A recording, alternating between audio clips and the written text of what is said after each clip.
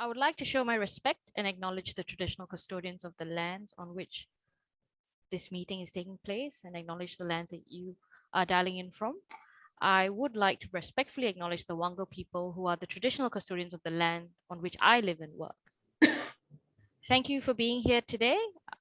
This meeting is being recorded, so if you do not wish to be recorded, you can switch off your camera, but please do not take screen grabs or photos as this requires consent. With that, I'd like to hand to our meeting chair, Harshita Rajashekara. Thank you so much, our Zoom master, Prema. And thank you everyone for joining our Golden Nuggets October session. And I know if you're joining from Australia, it's a good weather, and I can see that you all are motivated Toastmasters to give up that good weather and to attend this mentoring session. I was chatting with Mitzi during a planning session, I think almost 2 months ago, and it was said that I think we need to have a session under mentoring. It's very important that we build future leaders. And it's in order to build future leaders, we need to find out who are all our good present leaders that can help and support the future leaders. And that's where we decided to have a mentoring session, completely focused on mentoring. And we were searching who would be the spectacular speakers that we can bring in. And I was telling Mitzi, you know what? We need to contact someone from US. They are the ones who set the standards. And Mitzi said, have you seen Concord West Toastmasters Club mentoring structure? I said that, no, not really. You should check them out. That's where Peter, Harini, John, and Lana are involved. And I'm like, oh, is it? And I did a little bit of research around that one, and I could see that how structured and a hit program of a mentoring session is run by Concord West Toastmasters. So that's why, with the help of Mitzi, we have grabbed and pulled the Concord West Toastmasters Club here to present us their mentoring session, how they built their mentoring program within their club so successfully, and they were able to pass on the information to the next upcoming leaders. I was wondering why mentoring. So I just found some elements that why it is so important to have mentoring program. So the first aspect is mentoring supports growth, and it's a source as a knowledge, and mentors can help you to set goals. Mentors can help you to maintain accountability. Mentors can give you encouragement. They can help you to make new connections, and they could be good listeners for you. And the more I read about mentors, the more I feel like this is a worth session attending. The session is being recorded, and if you see that any of your club members who wanted to attend, they could not come and attend this session due to some personal reasons, encourage them to watch the recording sessions. So let's move on and see who are all the speakers from Concord West. The first, I would like to introduce Lana Shabab. So Lana is a current Concord president, and she's also an Area 6 director. She is running the show for the Concord West currently for the 2021 and 2022. Welcome, Lana. Our next person I would like to introduce is John Houston, DTM. John is the current PRM for the District 70, Public Relations Manager. So if you want any branding details, guidance, how to make flyers or anything, you know whom you need to speak to. That is John. You can get his email in District 70 website in the District Leaders tab. I'm going to ping his email ID as well with the standard PRM District 70 email. And I said that, John, other than PRM, how will I introduce you? Then he told his title, Incumbent Mentoring Coordinator. And I said that, what does it mean? Then John said, then you need to attend this session to find out. Then I'm curious to find out what exactly Incumbent Mentoring Coordinator means. I'm excited and I'm curious to know. Our next person I would like to introduce is Peter Crosby. You all know that Peter is the past District 70 director. What I really admire about Peter, what I've personally observed and seen is during his period, I appreciate, I think Peter made a vote to attend each and every club in District 70 when he was a it was a District 70 director. And that shows that how things are possible. Sometimes you see that for me, being an area director, I can say, oh, I need to attend this club, that club, that to once a month or something, and I make it hard or something, sometimes I feel. But when I look at personalities and leaders like Peter, that gives me a hope that if we all can structure and time manage ourselves, and we can attend each and every club and support the clubs of District 70. Thank you so much, Peter, for inspiring us all, and we are glad to have you here. Our next speaker I would like to introduce is Harini Sudhamurthy. You know, whenever I speak to Harini, there is always that energy out, and she comes and, Harshada, I'm doing this, I'm doing that. She's always full of energy. And Harini is the past president of Concord West Toastmasters. And also she's currently Flying Toastmasters Club's vice president of membership. So I welcome Harini as well. Our next speaker is for the pathway session, later half of the meeting. So I will introduce Mike at that time. So please give a round of applause for John Houston, Peter Crosby, Lana Shaba, Harini Sudhamurthy to conduct mentoring one-on-one session. I'm ready with all my notes to take in all the actions that I can implement at my clubs and my area. And I've now hand over to the current president of Concord West Toastmasters, Lana Shaba. Please welcome Lana. Thank you. Thank you very much, Harshita, for that great introduction. It's lovely to be with you all here today. Actually, not only am I the president of Concord West, I'm also the area director, which has been a true joy. So it's been really nice to see, I can actually see a number of members of my area here, as well as members of other areas who I'm looking forward to meeting today. As mentioned in the advertising for this session, we are the two-time winners of the Rick Haynes Mentoring Excellence Award.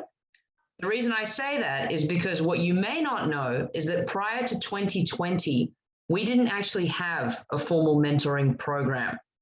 So today we're going to share with you the process that we undertook to establish an award-winning mentoring program at our club and hopefully inspire you all to do the same.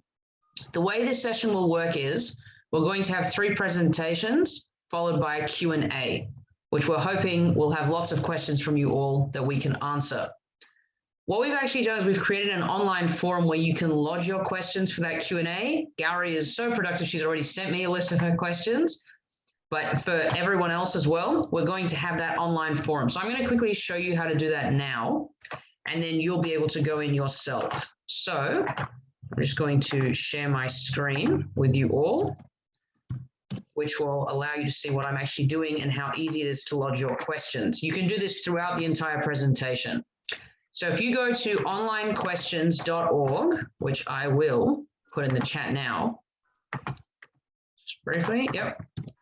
If you go to this webpage and you put in our event number today is 18245, which I will also put in the chat for everyone to see.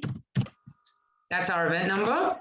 So if I put that event number here and I press enter, you can see I've already got 2 sample questions here. Now, what you can do is you can come in here and you might think, okay, I don't actually have any questions, but I really want to know the answer to this one. If you give that a star, it will register your vote. And then that way we can get to the most pressing questions first in the Q&A. Also, you can obviously ask your own questions. So if you press new, one of the questions I think Gary had was how many using the word mentee today, how many mentees can a mentor have at any given time? If you just put that question there, doesn't matter about the color, and you press submit, it will then go onto the board, which we'll be using later. So I like to use this for presentations. It's just a very easy way for everyone to see everyone's questions. So I'll just put that information in the chat one more time, and I'll do that periodically throughout so everyone can get access to that content. And I'll also put the code in for those of you that just joined. Okay, excellent. Now that we've got that out of the way, we're very much looking forward to those questions. The next thing we're going to discuss is if you cannot use this website for any reason, doesn't matter, send me a private chat in the Zoom and I'll put your question up for you.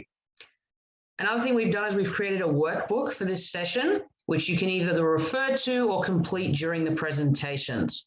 The workbook has been designed with you in mind and will help you form a practical plan that you can use to get your mentoring program either off the ground, or if you actually already have a mentoring program, how to make it even better.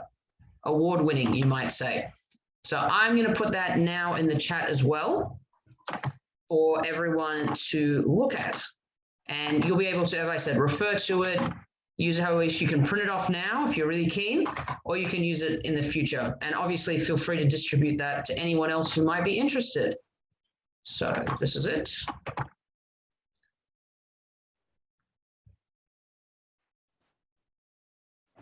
Excellent. So it's in the chat now for everyone. So feel free to access that throughout our presentation. And with all that admin out of the way, I am very excited to introduce our first presenter. So Harini Sundramurthy has been a member of Concord West Toastmasters since 2017. She started her Toastmasters journey back in 2014 in a corporate club called Flying Toasters, which is actually run by Qantas Airways, where Harini works as a principal analyst. She has held most of the club executive positions and is very passionate about community service. She is actively involved in many charity organizations.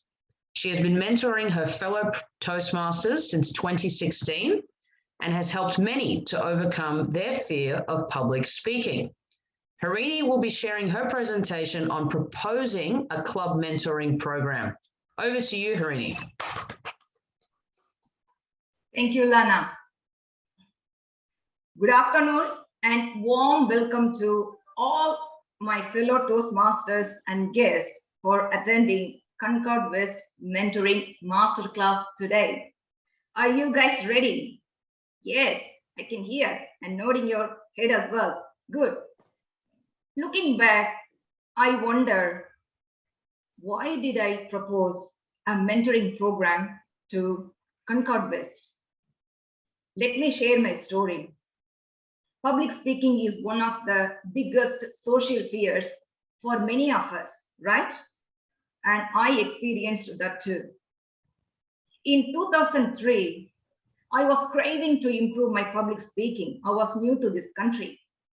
And then I paid visit to one of the local Toastmaster meeting somewhere in Inner West. That time was the first time I heard all the new terminology: Toastmasters, timer, answer ask, chairman, and evaluator. I couldn't understand. Half of the meeting, I felt like, am I in a different world? It was so scary. And they showed me this magazine. Remember the old traditional booklet? Hey, Harini, as soon as you become a member, you will get this magazine, you will get this notebook, and you got 10 projects in there. And once you finish all the 10 projects, you will become a confident speaker. And then when I looked at it, oh my God, that was so scary. Literally, I ran away. I ran away. Not only that, that time I had 2 little children to look after. So I just used that as my excuse. No, Toastmaster is not for me. So I just left. As the days go by, the dream of becoming a Toastmaster didn't go away. It was sticking back of my head. Around 2013, simultaneously, I was promoted to become a team leader, which includes managing people. Then I thought, no, I have to do something to go back to Toastmaster to develop my interpersonal communication skills as well as the leader skills, which I needed to do my job. I don't know whether you heard this quote or not. If you're serious about learning something new, the teacher will be standing in front of you, or your teacher will appear in front of you. That's what happened to me. I just went through my organizational newsletter. It comes once a week, and I found a word called toast, flying toast. I was thinking it's something to do with the food. When I opened, it shows flying toastmaster happening in my building, my campus. Oh my God, I was so surprised. Really? Here, and the timing was 12 to 1, lunchtime.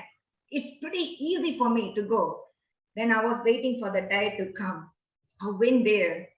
Boardroom was filled with full of people, captain, cabin crew, and managers from different various departments. And my manager was there as well. Didn't tell me. He was so surprised to see me at that meeting, and I was so scared to see him. During interview, I said I'm a good communicator. I can communicate all levels of senior management, but I don't want to reveal. I was really scared. Oh my God, what he's doing. Anyway, that day was a competition day. David Grips is a Qantas pilot, and he was a couple of times he won District 70 championship, and he went to quarterfinals as well. He was practicing his speech, and I was amazed. It was so scary. The speech was really high level. All the managers and the pilot was giving. I was waiting for the 1 hour to finish. I just again ran away. Next day, I got a phone call from Vice President membership of Flying Toastmasters. Harini, how did you go? Yeah, but you guys are very high level. I don't know whether I can fit into your group. I'm just mushroom, having started my public speaking as yet. And the guy was laughing. Hey, they are preparing for that competition next week. That's why they look pretty confident. When you come to the normal meeting, you know how they are, scary. Just like me. You should see me 6 months ago, not the same person. But he mentioned just one thing. Harini, don't worry. We have a buddy system, mentoring system to help our new members. They will walk you through to complete 4 or 5 speeches or until you feel comfortable. So don't worry. That word, mentoring word, dragged me into join in Flying Toasters. I became a mentor, and I started to do my work with my mentor to do all my speeches and all the stuff. Within 12 months, I was able to present myself successfully in front of the group. 12 months later, my mentor came and asked me, Harini, now you finished your 10 speeches. Would you be able to become a mentor? Then I said, do you think I'm ready to be a mentor? And my mentor told me, that's the reason why I'm asking. You need to improve your mentoring skills, coaching skills, in addition to your public speaking and leadership skills. I became a mentor to helping all my fellow Toastmasters back in 2016. Gave me different kind of learning. And then the days went by, the 12 to 1 o'clock call is not suitable for me due to my other commitments like meetings and all the stuff. Then I started to look for somewhere after work. And also in corporate side, the mentoring program works very well to improve your career development. Whenever I go for an interview, always I give a call to my manager. Hey, you know this fellow? And he said, yes, he used to come for our club meeting. Then I thought, oh my God, if I go for an interview, I had to be careful with my ums and ahs, otherwise he will count all the stuff. So that kind of thing. In corporate side, mentoring group is more like a career advancement, not much development in like taking a leadership role in area level or division level or direct district level. This is the style of Flying Toasters. And then I was thinking, okay, I really wanted to taste the Toastmasters in community club. Then I was searching for which one is nearby. Then Concord West just came into my attention. I went to Concord West Toastmaster meeting, and I was really surprised to see the group of people. It's a big group. And what was amazed me was they got a bunch of DTMs, golden nuggets. And straight away it come to my mind, what I can do, something simple that could help my fellow Toastmasters in here. I joined Concord West 2017, followed by straight away I become a vice president membership. Then I asked my president and rest of the members, do we have mentoring program in Concord West? And then my president told me, not formal, but you know, setting up mentoring is a big process. It's a long way to go. I don't know how to do it. It's a big thing. Then I said, don't worry. I have a roadmap. I just need help from you all. As soon as I get a thumbs up from my team, that's it. Got the ball rolling. I proposed this mentoring program to Concord West 2018.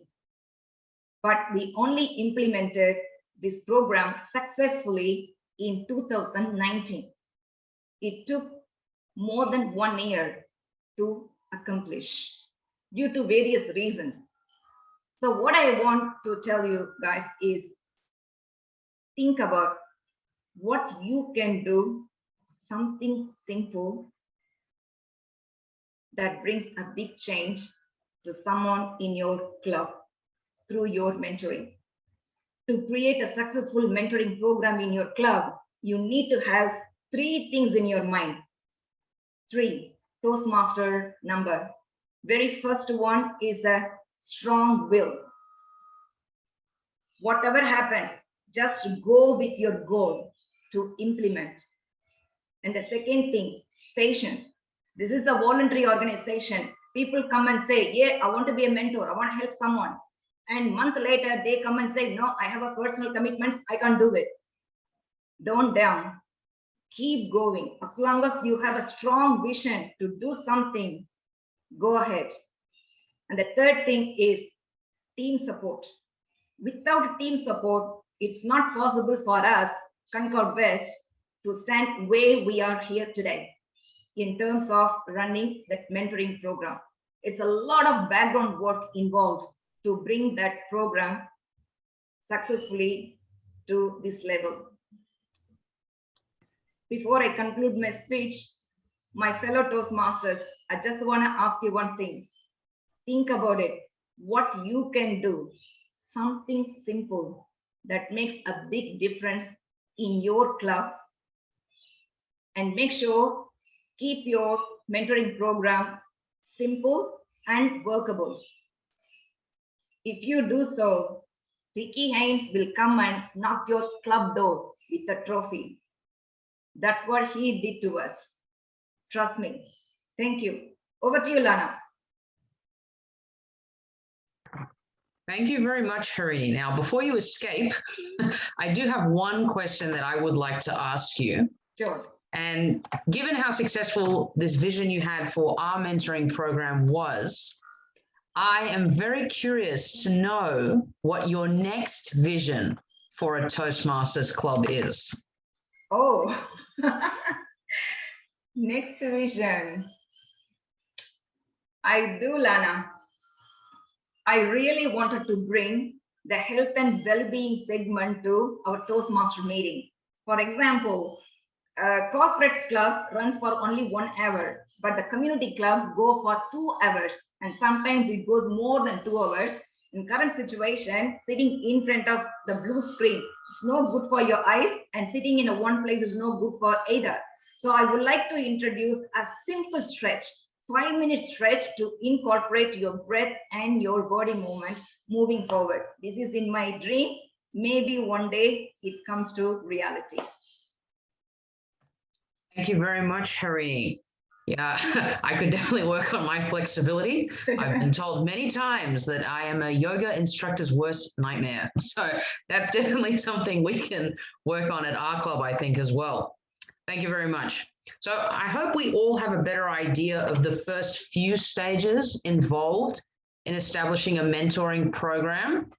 Our next speaker is actually going to go into a bit more detail as to how it actually happens. So how you go from a great vision to putting something into practice. So I'm actually going to introduce him now. Peter Crosby was appointed as the inaugural member mentoring leader for Concord West Toastmasters in January 2020 and held the position until June 2021. His goal was to establish and maintain the best pairing of mentors and mentees in the best interests of the club and every single one of its members. He has mentored 4 members during this time, 2 of whom are also mentoring other members. Peter will be sharing his presentation on rolling out the mentoring program. Everyone give Peter a big warm welcome. Thank you very much, Lana, and thank you, Harini, for your inspirational talk on mentoring. So I think we can all agree that mentoring is a worthwhile experience, not only in Toastmasters, but anywhere really. Mentoring in life is a worthwhile exercise. But to make it happen, we need to have a plan. There needs to be a plan, and you need to actually take action to make it real. And as Harini mentioned, no one really objected to having a mentoring program in Concord West, but it just never happened. So I suppose the key is that even just the smallest amount, a modicum of action, is better than a mountain of good intentions, because good intentions won't actually make anything happen. And I think that just having an abundance mindset is important. So just that we're sort of, everyone's willing to share their own experience, everyone's wanting to see everyone progress. And that's certainly part of the culture of our club. With the establishment of the program, Harini launched this program when she was in the role of club president at the very end of 2019. So it got underway at the beginning of 2020, just before the pandemic. And she approached me to be the mentoring coordinator, to coordinate the whole activity. And I was more than happy to do that, because I really believed in mentoring as an important aspect of the club that it would benefit from. So the mentoring program is led by the member mentoring leader or coordinator, and it's actually a position that the club has now added to the executive. During 2020, we revised the addendum to the standard club options. It's just a standard form in Toastmasters. So we added an extra position to the club executive.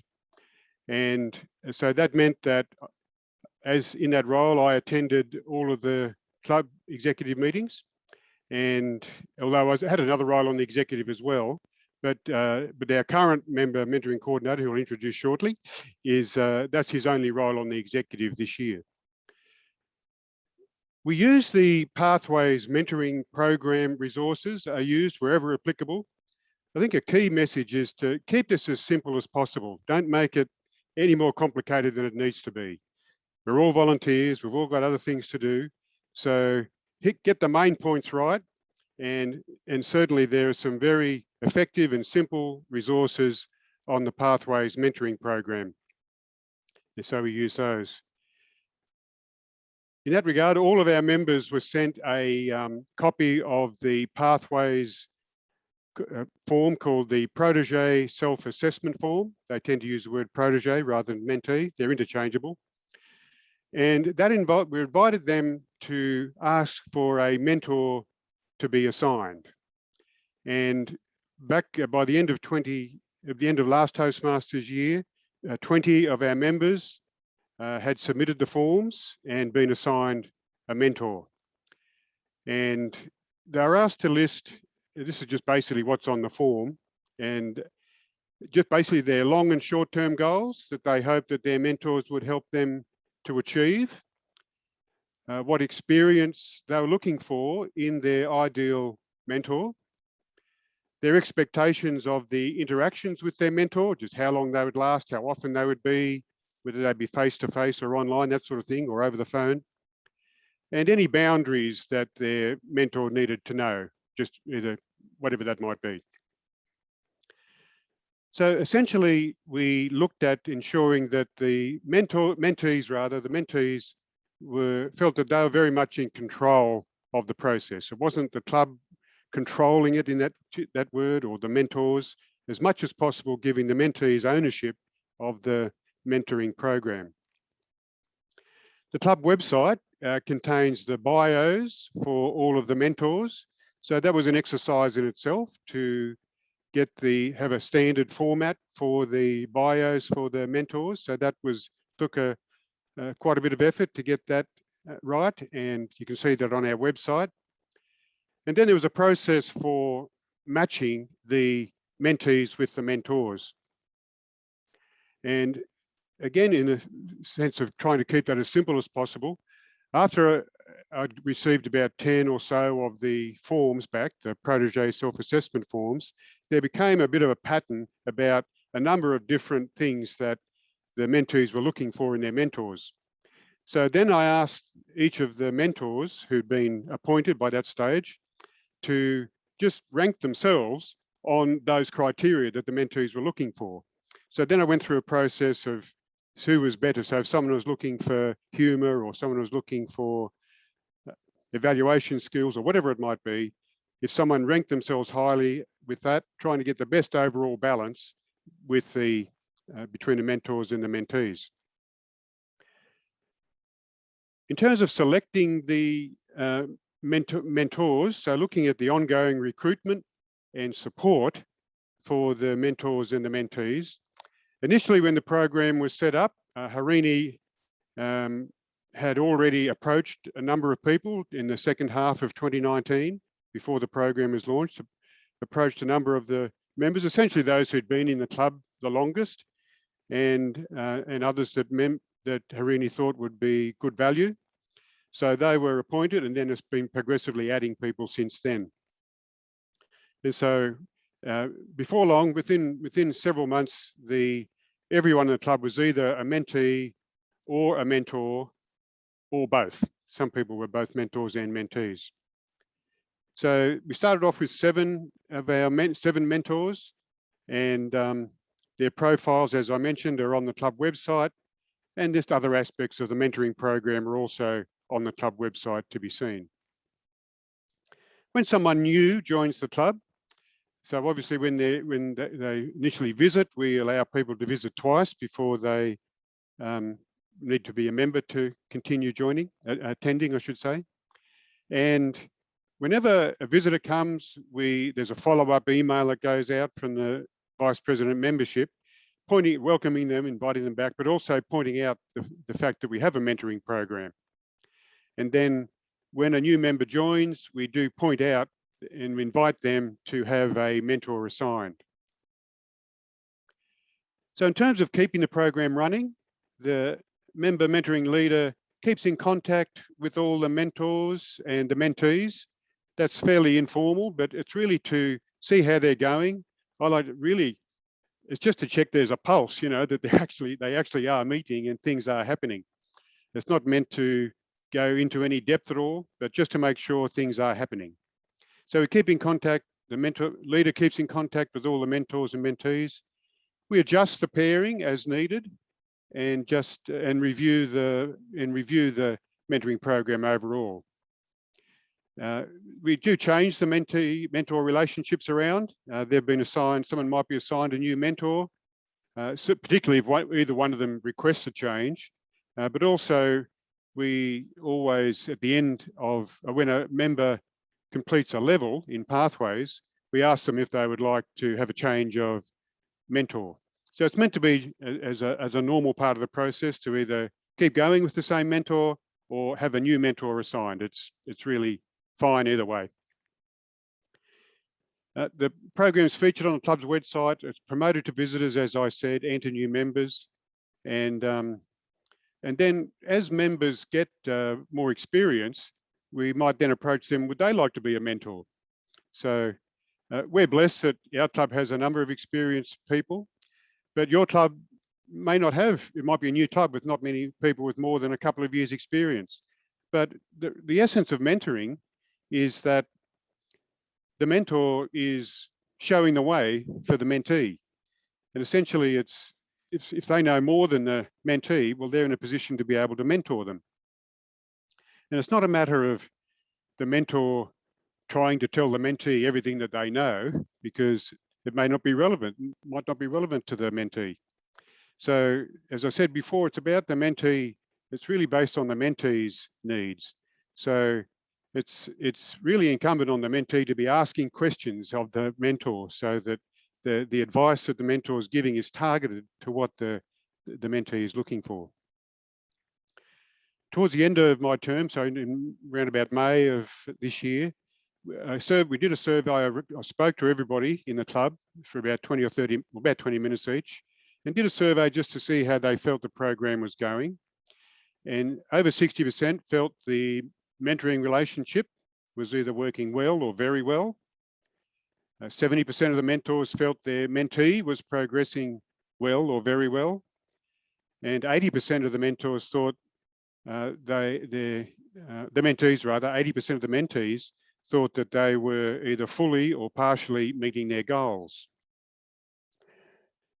In terms of the benefits of the mentoring program, the experienced members obviously benefiting the new members. The mentors, it's adding a level to their experience in Toastmasters. We gain a lot by helping other people to achieve more. It's an additional source of feedback and encouragement beyond just the normal evaluation you might receive for your speech. It helps with goal setting for the mentee, just to have someone challenging them, helping them focus on their short, medium and long-term goals.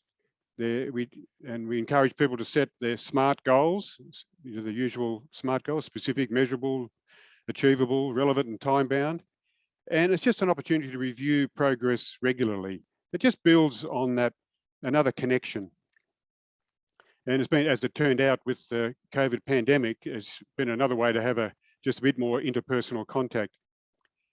In terms of the way the meetings are held, both Zoom and face-to-face work well. We encourage a minimum of once a month for the get-togethers, and ideally, as I said, initiated by the mentee. So the mentor might initiate if they haven't heard from the mentee for a while, but we normally encourage the mentee to be controlling the process. When a member finishes a Pathways level, it's obviously a cause for celebration. As I said before, we consider changing the mentor. We just make that offer. Would you like to have a new mentor, or would you like to change your mentee? Just as a normal part of the program. And we also like to include the mentor in the recognition that the member achieves. So it's really helped our club along in that respect. The Pathways Mentoring Program also has resources there, obviously, for the mentors. So we complete a mentoring evaluation form. It's another one that when we have a later session on the mentoring path, maybe some of these forms will be shown. But as you're probably aware, that anyone who's completed level 2 can actually do the mentoring path. So key parts are just ongoing follow-up from the mentoring team leader, not just set and forget, but just light touches to see, you know, how's it going? Are you meeting with your mentor? Are you meeting with your mentee? The mentors can contact the mentoring leader at any time for any sort of support that they want, or any different perspective on how it's going as and when required, and to advise, you know, any successes, how things are going. As I said before, all of our mentors are either members are either mentors, mentees, or both. Just conscious of how much more time do I have? I meant to set my timer, but I forgot. Can someone? Don't worry, Peter. It's you started at 1:25 and it's 1:39, so okay, all good. Okay, thank you. Thanks, Lana. As was mentioned earlier, we have been awarded the recognition by District 70 with the Rick Haynes Mentoring Excellence Award last year, and again for the year 2 years in a row. And we've really gone from strength to strength, and the mentoring program's making an important contribution to the club's excellence and the culture and its growth during the year. We've had very good retention at each of the renewal periods. We've had only 1 or 2 people leave, and they're usually left the district or whatever. A couple have just finished their Toastmasters journey. But we've had very strong retention. The club's grown from 20 when the program started up to around 30 now, or over 30 now. And so we've had a number of different aspects of that mentoring program. Maybe just a few minutes just on how we went about our submission for the club. Well, here's a copy of our submission that we made for the mentoring award. No, I'm only kidding. It wasn't that big at all. It was actually only two sheets of paper, and I did have it here. What have I done with it? Here it is. So that was it. It was essentially just two pages. What we did is treated it essentially like a job application. It had a number of different criteria, and for each of the criteria, I just briefly put some words around some of the things I've been talking about, just how they fitted into each of those selection criteria. And as well as these 2 pages, there are some attachments as well, which John may show you later as well. So just as an example, I won't go through this in detail, but there are 3 basic areas in the criteria for the Mentoring Excellence Award. There's excellence in best quality, best practice and quality. The second one was excellence in implementation. And the third one was excellence in promotion. So just as an example, the first one is the club has a system for engaging and managing the mentoring program. So I talked there about the appointment of the member mentoring leader, how the position was added to the club executive, the processes we have for the ongoing recruitment of mentees and mentors, that we report back regularly to the executive and to the club membership as a whole, and that we use the Pathways mentoring program or path resources wherever we can, just keeping it simple. Under the category of the broad category of excellence in implementation measures, for example, there was follow-up monitoring of mentoring status and reports. So they're just talking about how the mentoring leader just contacts each of the mentees and mentors informally every so often, but I had a fairly major survey in June of this year just to see how everyone thought it was going. And in the third category, excellence in promotion, one of the criteria there is promotion of mentoring in club meetings and in our communications. So I spoke there about how the mentoring program is featured on the club website and how we promote it to our visitors and our new members, things like that. So essentially keeping it very simple, keeping it as simple as we can, just to make it, make sure that it actually continues. So I suppose to conclude, it's important, there are really 3 things. The first one is just keep it real. It has to be a reality. It's not just a thought, or it's not just a good intention. Keep it real, make sure something's actually happening. The second thing is to keep it simple. So we had just a very simple form, very simple ways of matching the mentors and mentees, and keep the recognition and everything else very simple. And the third thing is just to be consistent and persistent. I was basically doing something every week in relation to the mentoring program, but it didn't take a lot of time, but just having that consistent, persistent, ongoing involvement really kept the program running. And so I then handed over at the end of June, handed over to my replacement, who was John Hewson. And so we had a handover process together, and John is now continuing the momentum with that program. So with that, I'll hand back to you. Thanks, Lana. Thank you so much, Peter. Big round of applause.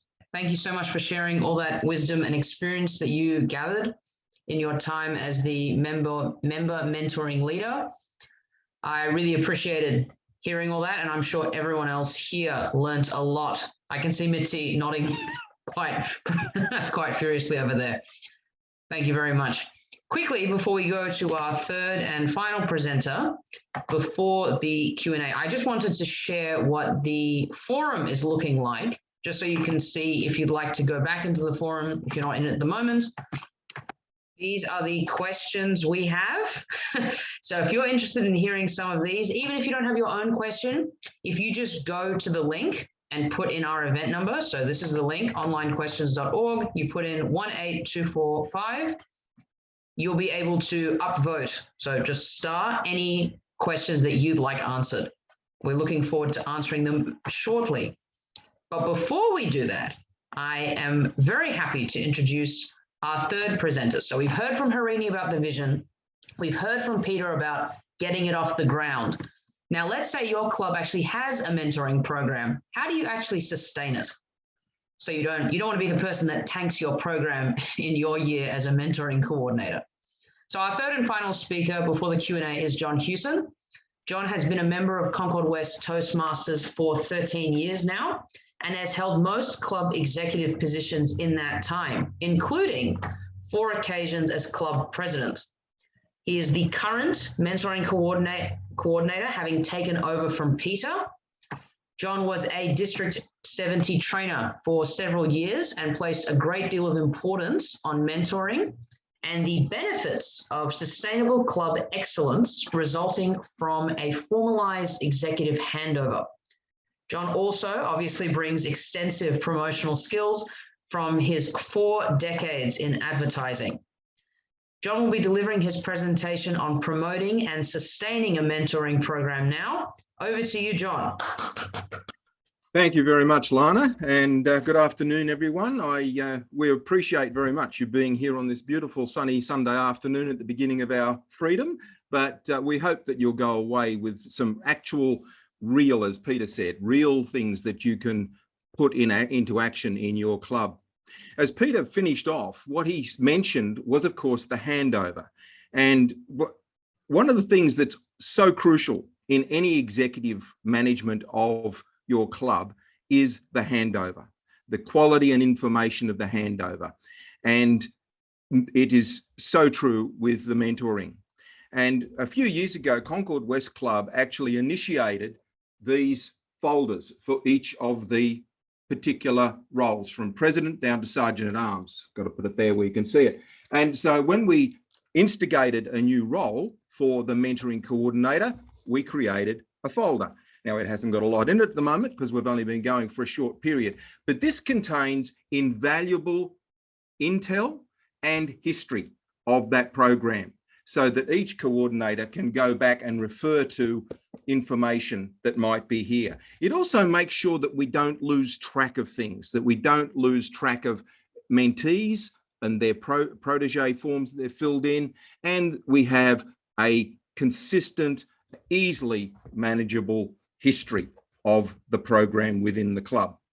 This really important part of the handover is a frank assessment and evaluation of the program itself. How is the program going? What needs tweaking, adjusting, but also how's it going for the participants? And of course, the participants are 2 groups, mentor and mentee. So it really comes down to a frank assessment between the outgoing coordinator and the incoming. So combining that with good record keeping, where does that take us in terms of how we keep moving this program? Well, the first thing the coordinator needs to do is contact the mentors and the mentees. And there may be, as Peter alluded, there's a number of different ways. And of course, a lot of that comes down, because of the nature of Toastmasters, a lot of that comes down to how you manage your time. It might not be the way in which the predecessor did it, or your replacement will do it. It comes down to how you manage your time. So there are a number of issues that you need to be considering in terms of what the mentors and the mentees need to be aware of, to be thinking about, and to be implementing. As Peter alluded, we put quite a bit of appropriate pressure on the mentee to instigate these meetings. It's not up to the mentor to be constantly sort of dragging the person into a meeting with them. It's really up to the mentee to say, I've got an issue, I want to discuss it. It's only one issue, I want to contact my mentor. Or it might be that they plan on a monthly basis to meet and they have a series of questions about issues coming up. They can express to their mentor what concerns they might have, either personally about the way they're going or indeed it could be about the way in which things are happening in the club in terms of, how the roles are done and things like that. Progress is a really important way of motivating the mentee, making sure they understand that you're watching their progress, that they are being monitored for their progress and given all the encouragement possible. And that comes through with support, the ability that you can bring as a mentor to support them in their role. What are they not doing as well as they could? What are they doing that could be done differently? That falls back to the way we evaluate speeches and roles. It's about what they can do to improve, not necessarily what they're doing wrong, because you're there to encourage them. So what actually gets discussed in a mentor meeting? What do you actually talk about, and how does that happen? Well, we've heard a couple of those things already. There's goals. What do I really want to achieve in the next 6 months or the 12 months? Or indeed, what am I thinking about in terms of Toastmasters well in the future? So that's the goals that the individual might be setting for themselves. We can discuss the roles in the club, because one of the things that particularly new members struggle with, and we've all seen it, and indeed we've all experienced it, where we struggle with how to do the role and get it right. Remember to mention the evaluator, or remember about the timing and those sorts of things. Well, in our club, we actually did something to try and assist them, and we set it up pre-COVID, so we had to adjust it for COVID. But on our website, we have all of the roles and how we, Concord West Club, do those roles. Now, that could be different to another club, but that's a valuable resource that the mentors can keep referring their mentees to go and, okay, you're going to be, for instance, grammarian next meeting. Go and have a look at the outline of grammarian and how it's done. Follow the guidelines, but make it yours. Make it your grammarian role. So that sort of assistance with roles is very important, particularly with new members. And that sort of covers procedures as well about meetings and, the do's and don'ts of how to run a good meeting and be part of that entire system of the meeting. We also can talk about upcoming speeches. It's a good idea to encourage the mentee to even share their outline. Here's my rough idea of my speech. What do you think? And get some feedback initially so that the speech can be refined before it's given. And of course, as we're coming into this particular time of the year, talking about contests and encouraging people, even quite new members, as we did last year when we had 13 people do table topics competition, encouraging people to say, look, have a go.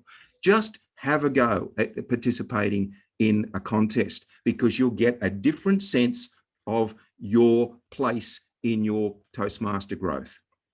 But remember, and it's very important, to keep the meetings light and personable.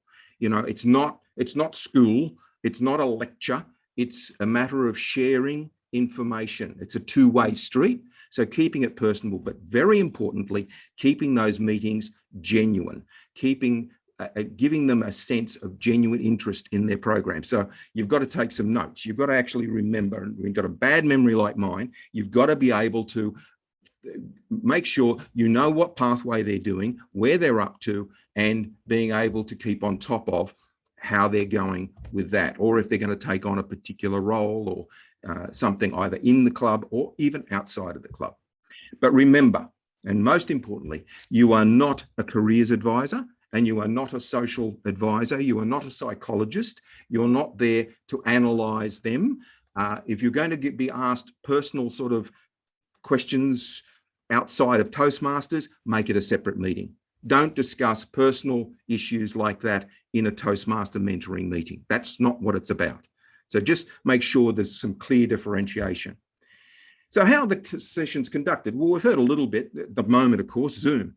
Zoom has been the tool of COVID, but it also might end up being a way, particularly, I think, of our regional brothers and sisters who have got geography as a major issue. And they say, well, I can't have a mentoring session because, he's out in whoop whoop somewhere. Zoom will be a very valuable tool in your mentoring meetups, but it's not ideal for everybody. Some people just prefer to get on the phone and have a chat, or even FaceTime. I did a FaceTime the other night, just a quick catch up with a member over an issue. So something like that can be really helpful in getting together. Another way of doing it might be the odd text message or WhatsApp or whatever. You know, messages come at us from all directions at the moment and using all sorts of medium, but it could be that a text message, just a quick, and I'm doing this role, what should I watch for? Or something like that. Those little references that you can pull on with your mentor.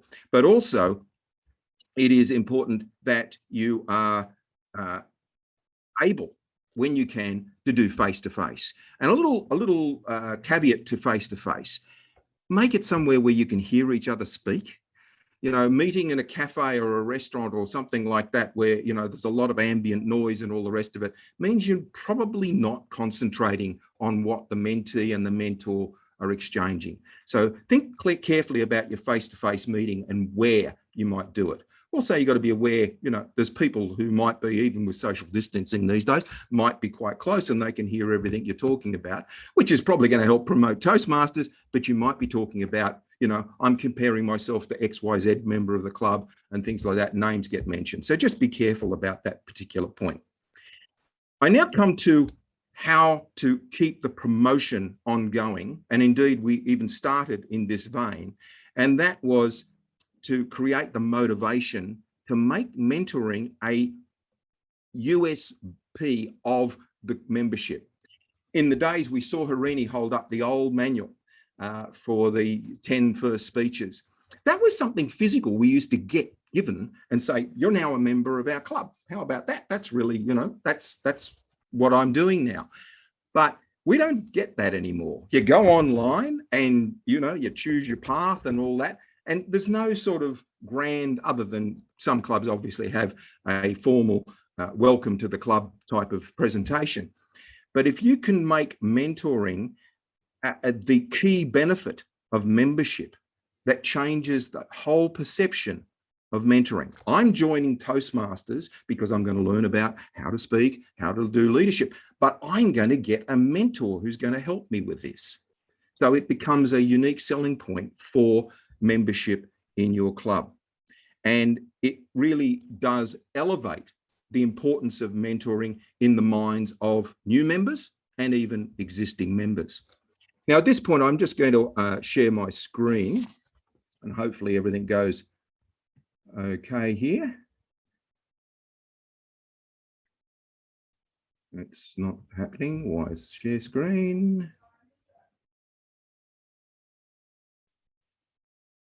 No, it's not happening. Why is this not happening? Share screen. Just a second, we're going to verify. Do you need permission from the host to share? I'm supposedly a co. Yeah. You are. John, is it open? Yep, the document's open behind here. And you press the green button, share screen? Yep, did that. And it allowed you to select the window, or? It's got one participant, multiple participants, or advanced. I've never seen. Is it because he's on the full view? Maybe if we did gallery view? Thank you. Is that's it. Thank you, Mitzi. Thanks, Mitzi. Thank you. You learned something today. Ah, yes, always. Okay. All right, the first thing, whoop, go back. Oh, here we go. Got all these banners coming down here. I can't see what I'm clicking. That's the protege self-assessment form that Peter referred to earlier. And as you can see, we get the new members to fill this out, and we keep it as one of the words that's been used quite a lot, and I will be using it more again, is simple. This form is nice and simple. It's bullet points. You're not expected to write war and peace about your life story. It's about filling in the key motivators for your long-term goals, your short-term goals, the expertise, and your expectations. John. And it's just 2 simple pages, and then that gets sent to, that gets sent to the John? coordinator. Yes. I'm sorry to cut you off. I think we are not seeing the whole presentation. We can see, you want to go to the slideshow mode? Slideshow, right. slideshow does tend to. In the right bottom, you can see the slideshow. Right bottom. So what Harshita is saying, John, is that it's in read view. If you want to put Yep. it in presenter view, it's up to you whether you do that. Just now got. Or you can just press F5 on your keyboard. No, nothing happened. Sorry about this. F5. John, I No. think it's whatever you're comfortable with. Yeah. Yeah. Yeah. I mean, you can see basically Yes, the two if- pages there. Yeah. Yes, definitely. So that's the process. That's the form that gets filled in, and from that we can gather the information, and that's how we hope to marry people up with one another. Now, what we do in our club to keep track of that, and now it's not wanting to do it.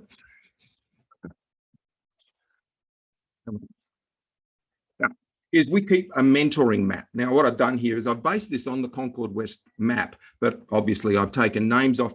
And just for the sake of giving you some idea of how we think, oh, John, can you just reshare that? Sorry. can you see that? Just press share screen again. Yeah. So you're not sharing the moment, just press share screen again and it should work from there. All right. Perfect. All right. Thanks. Okay, so what we've got is centrally there, of course, you've got the coordinator, and then you might have your experienced members that Peter alluded to. It could be, you know, I've said 10 years, but it could be that they've been there 6 years or 12 years. But you've got some experienced people. And as you can see, and I'll use the mouse and hopefully things don't move around on me, an experienced member might be able to take on multiple mentees. And you then got the people that have got 3, 5, maybe 6 or 7 years experience, or have achieved, they've moved through their pathways very rapidly and successfully, and they can be your second line. And in some cases, they're mentoring 1 or 2 people themselves, as you can see, 1 there or 2 here. So that keeps track. But one of the important things is that to keep this sustainable is this needs to be kept up to date. So as soon as new members come in, they're appointed, they're allocated, and they become part of this spreadsheet of, or part of this map. You can also do this as a spreadsheet, like an Excel column thing, simple list of all the members, who they're mentoring, who they're being mentored by. That's another way of keeping track of it.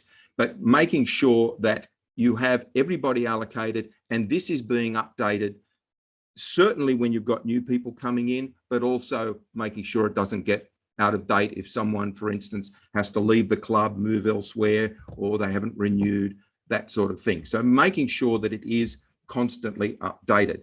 And then hopefully, it's not going to do it. Next. Right. As we heard on the website, we have a dedicated page for our mentoring program. And it outlines on that page a little bit about the mentoring program, but most importantly, it has these profiles of the mentors. And that, I practiced this before and everything was working fine, of course, but we've got to go to the next. Oh boy. Next. Where's the...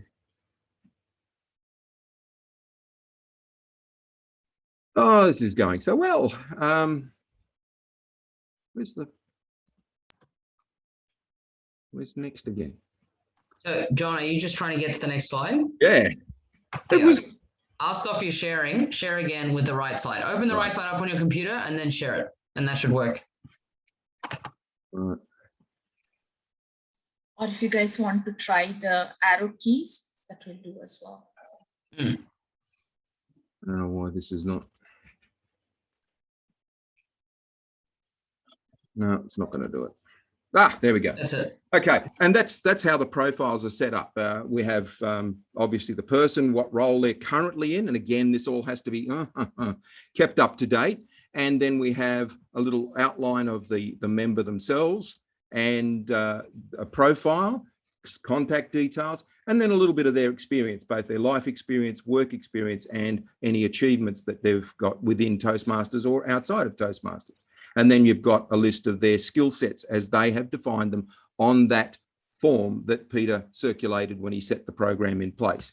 And we have a little bit about the education background, because it could be that an engineer would feel more comfortable relating to another engineer or not. So it's a matter of them being able to associate themselves with the particular member and who would be a good fit. So it is important to keep all of that information up to date and relevant.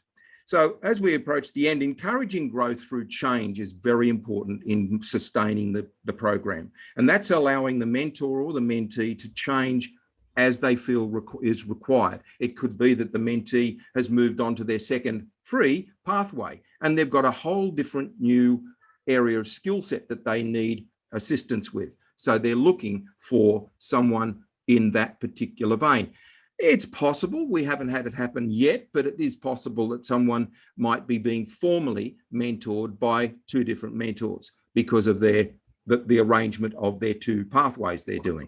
One might be humour, the other might be presentation.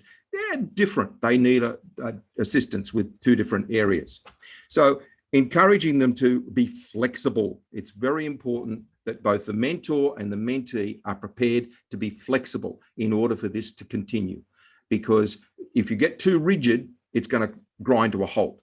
So it's very important to be flexible and also make it an essential benefit of the pathway program. As Peter alluded to, there is a pathway, there is a mentor component of pathways level 2 beyond. So assisting them with that as part of your mentoring role is also a key benefit for them in encouraging them to grow through change. So again, we come full circle back around to being able to hand over to the next. And how do you do that? You start nurturing a replacement. It needs to be considered a few months out from the June end of year. Start looking for someone who might be able to be a key replacement in that role, because that'll keep things fresh. They will do things differently. They will do things a little bit more in line with their time management or their circumstance, but nurturing them by getting them alongside. So you're also mentoring someone in terms of taking on the mentoring role, because if you don't have that, again, the whole thing starts to grind to a halt. And again, that comes back to the frank assessment of what's going on in terms of moving to that next role, and of course the good record keeping of that of the handover. So in conclusion, it's a matter of, as we've heard often, keeping it simple, because if it gets too complicated and gets too tied up in, you know, if you try to get too tricky with the way in which you're managing it, it will prove to be either you'll stumble over it, or indeed your replacement will stumble over, you know, oh, where did they put this? Where's that going? Keeping it simple is really important. Flexible, so that it is, you're prepared to make changes where you need to, either to the program or advice to the mentors or even encouragement to the mentees. Because I noticed there was a question, how do we encourage mentees to keep enthusiastic? Comes back to that point, being flexible with them, but also encouraging them through your mentoring process and the mentors that they're appointed. And finally, it's important that it is measurable, so that there is a measurable outcome to their progress and to their relationship with their mentor. I can look back with fondness that even before Harini introduced us to this wonderful new formal program, we sort of had, as she alluded, we sort of had a mentoring program where I was told at some point, oh, it'd be good if you could mentor so-and-so through their first couple of speeches, because that was the requirement, wasn't it? Back when we think about it, that was the requirement, mentor them through a first couple of speeches.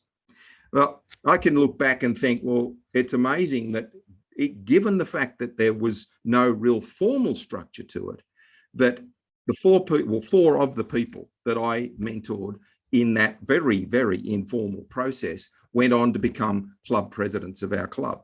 So it can work even when it's not I don't want to use the word structured because that really makes it sound a little bit too formal. But when it's purposeful, that's the word. When it's purposeful, it can work so much better than an informal program. So think about how you're going to keep it simple, make it simple, be flexible, and make sure that you're being measured in the outcomes that you're getting in your mentoring program, and go for it. It's a huge benefit to your club, whether it's 30 people or 15 people. You can find people who are able to give some assistance, some support, and most importantly, some encouragement to the new members coming in, and experienced members get a lot of encouragement out of seeing their mentees progress. Thank you. Back to you, Lana. Thank you very much, John, for that excellent presentation and for persisting with those tech difficulties. Something that seems to be coming up a lot these days, persistence. So thank you very much, John, for that. And thank you to all three of our presenters. I can see a number of people drinking something. I think that's the time for it. It's now 2:11. If we could all come back at 2:17, let's say, so 5 minutes or thereabouts for the Q&A. I've got all your questions. If anyone wants to add a question, feel free to do so. I've put that link in the chat. We'll see you all then. It is time for our Q&A. If you haven't done so already, again, you can put your questions up. We do have a number of questions to get to. We will be having 5 panelists, 3 of whom you've of course already met, being Peter, Harini, and John. Our other 2 panelists are both members of Concord West who started out as mentees and then eventually became both mentor and mentee within our club program. I'm going to introduce them now. Melody Liang has been a member of Concord West Club for over 4 years. She has participated in other mentoring programs outside of Toastmasters and has experienced firsthand the power of mentoring relationships in terms of both individual and collective growth. She started out as a protege and over the past year has become a mentor herself and is currently mentoring 2 members of Concord West Club. Thank you very much, Melody, for joining us today. Our other panelist who will be joining us now is Sonia Danker. Sonia joined 3 years ago, Toastmasters that is, and firmly believes that Toastmasters is not a destination, but rather a journey. I wonder where we've heard that before. Where you can learn about your strengths and weaknesses, and with the support of mentors and friends, begin to develop the confidence and skills to stand up as a leader and deliver presentations with impact. According to Sonia, as a mentee, it's integral to have a mentor that you connect with, and that is exactly what has been the inspiration for Sonia to become a mentor herself. She wanted to share what she has learned and support others to achieve their goals. She believes that mentoring is a truly satisfying experience. She's also our current VPPR. Thank you very much, Sonia, for joining us. As the host of this Q&A, I will be directing the questions to the panelists who can best answer them, because if I were to ask everyone for an opinion on every question, we'll probably get through 3 questions and we won't have enough time for everyone's questions. But first, before we do go to the audience questions, which I promise is coming up very shortly, I do actually have 2 questions of my own for the panelists who just joined us. So I'm actually going to start with the first one, which is directed to Sonia and Melody. What benefits do you derive from being both a mentee and a mentor in the program? So for you, why is it better than just being one or the other, to be both? I'm going to start with you, Melody, if you don't mind. No problem. Thanks, Lana. I do see the benefit actually being provided, actually being both a mentor and mentee in multiple folds. I started off as a mentee, as Lana mentioned, and that has helped me immensely as a communicator and as a speaker. I'm sure some of you would experience yourselves that benefit of being mentored on the specific skills, both professionally and personally. And when I remember when Peter our first mentoring coordinator asked me to see if I had interest to be a mentor, I first had hesitations, not just on the time commitment side of things, but also what I could offer as a mentor. But I know that being involved as a mentor in other programs outside of most Toastmaster, I do know that everyone has something to give. And in the context of Toastmasters, where I have learned so much over these past few years, I can also pass on that knowledge to a new member of the club or someone who's new to Toastmasters in general. Plus, I have my own mentor to turn to. So I'm just not alone in this whole processes. And sometimes I do feel like I actually get to teach or pass on the learning I just received from my mentoring session to my mentee. Well, that message was still fresh. And so over this past year where I became a mentor myself, it gave me such a delight to say that not only I've developed further on my own skills, but also I have helped someone to be a more confident communicator themselves every step of the way. And I think for a lot of us, the purpose of joining Toastmasters is to be a better and effective communicator or leader, and relationships plays a huge part of actually interacting with others. So the mentoring relationships, in my view, is just that another way to help yourself become a more effective communicator, and at the same time, give someone that gift of time and attention to help them excel. And I think that's how collectively we get to grow and improve as a group, as evident by Concord West Toastmasters. Thank you very much, Mel, for that comprehensive answer. I'm now going to ask Sonia the same question, if you wouldn't mind, Sonia. How do I follow through with that? That was like amazing. Look, the quickest answer I can give to that is we've got a lot of experienced members in the club. And I find that when we have new members start, they say, wow, that person was so amazing. I can never be like them. So as a mentee who has a very experienced mentor, I can take some of the feedback they give me and then pass it on to my mentee. So it's the quickest and easiest way to gain experience from the top down.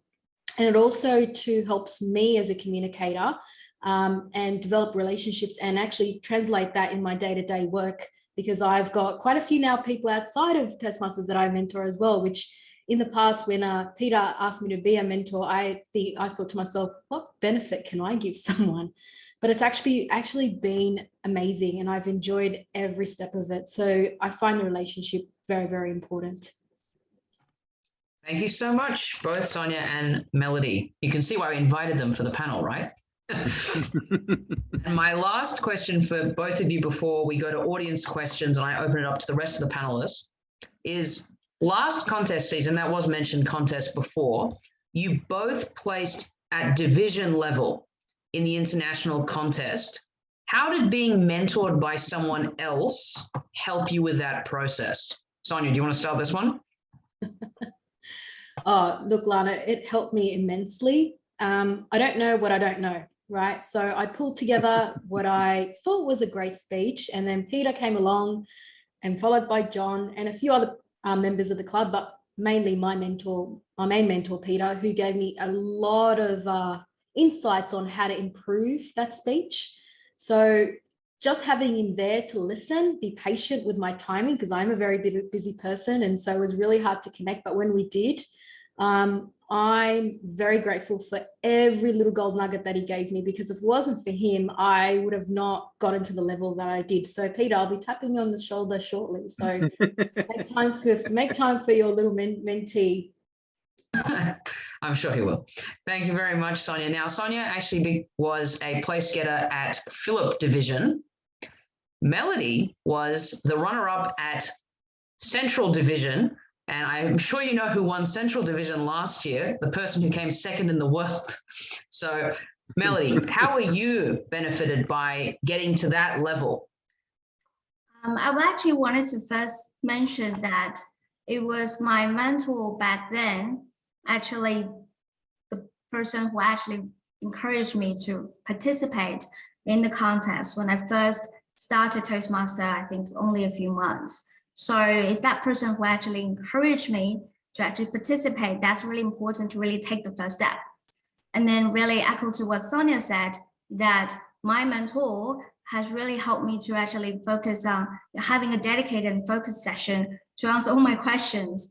and more importantly, to really refining my speech, from a really rough one to how I actually managed to compete at club level and especially beyond club level, not even actually, not the club that I was competing for. I got so much support and encouragement from my mentor and actually other people in my club. And I thought that was so valuable to help me prepare the contact season. Thank you very much, Mel, for that excellent answer to both our panelists. Okay, it's time for your questions, and I'm going straight to the number one question it seems that most people had. From a mentor's perspective, how do I keep my protege motivated? So if you are a mentor and you're finding that your protege may be lacking motivation, or maybe they're very motivated, how do you facilitate that process? I might ask Peter. Peter, what's your perspective on that? Okay, I think in terms of keeping the protege or mentee motivated, I think just to focus on what they're trying to achieve. So go back to the goals that they initially said that they had, and ask if they're still relevant, and if they are, really just try and show them that they've actually progressed in achieving their goals.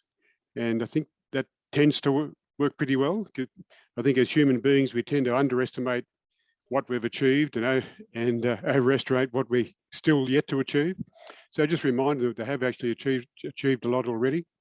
And if there's some change and maybe it's a speech contest coming up or a particular thing that they're working on, focus on their short-term goals as well. So I think just it's really encouragement, reminding them that they have been successful up to date. Thanks so much, Peter. Do any of our other panelists want to add on to what Peter has said? Anything else you'd like to contribute on how do you actually maintain motivation? So Peter mentioned goals, taking them back to their goals and a few other points. Does anyone want to say anything else? Yes, John? Yeah, just adding to the point that I made, that in our speech evaluations and indeed general evaluations, table topics evaluations, the primary objective is to make sure that that speaker will come back and do it again better. And that's done by encouragement. And I think really encouragement is a vital part of that, so that you're picking up on the things that they're doing really well and you're helping them with the things they could do differently. And I think that will keep them motivated to sort of soak up the encouragement that they're getting. And I think that can often prove it works with people doing speeches if they get a good evaluation that's meaningful, not wishy-washy, but meaningful, but at the same time encouraging them to, step up and give it another go. So don't be too nice. No. They're fantastic, but not so mean as in they think I'm not going you back. don't want to discourage them. Yep. Excellent. Harini, I think you wanted to add to that point. Is that right? No, I'm fine, Lana. Oh, okay. You were nodding. That's fine. I won't. That's fine. Excellent. Okay, well, I might go to the next question if the person who asked that question is satisfied with that answer. How do you exit an unsuccessful mentoring relationship? Harini, would you mind talking about that? So you have an unsuccessful mentoring relationship. How do you exit that in a graceful, tactful way? Excellent. Excellent question, Lana. See, mentoring program is a complementary service. Mentor as well as mentee should understand, right? If something goes wrong, doesn't work well, just to talk to your mentee and direct your mentee to whoever is suitable for that person. Because it's, as John and Peter mentioned, mentoring program is a flexible program. It's not like a type. Something is not work between me and my mentee, just change it in nicely and ask for, okay, if you're not ready to set up your goals, or if you're not ready to fulfill your goals, whatever you agreed on day one, what's the reason? Are you going through any tough time in your personal life? Not touching into their personal life, just ask them what's the reason they're not committing. And if it doesn't work, then just change it nicely. Yeah. Thanks so much. Thanks so much, Harini. Sonia mentioned that to me in the chat that she'd like to add on. Sonia, did you have anything you'd like to add? Yeah, so what's worked well for me and my mentees is that, you know, I have a very honest and conversation with them up front and say, look, I'm not going to take anything personal, but if something's not working for you, you've paid a membership, you've come here with expectations and goals. And if something's not working, then I'm happy to facilitate a transfer to somebody else. And we can also work on who that person can be. So making sure that they're very comfortable instead of going, oh God, I can't leave this mentor, I need to leave the club.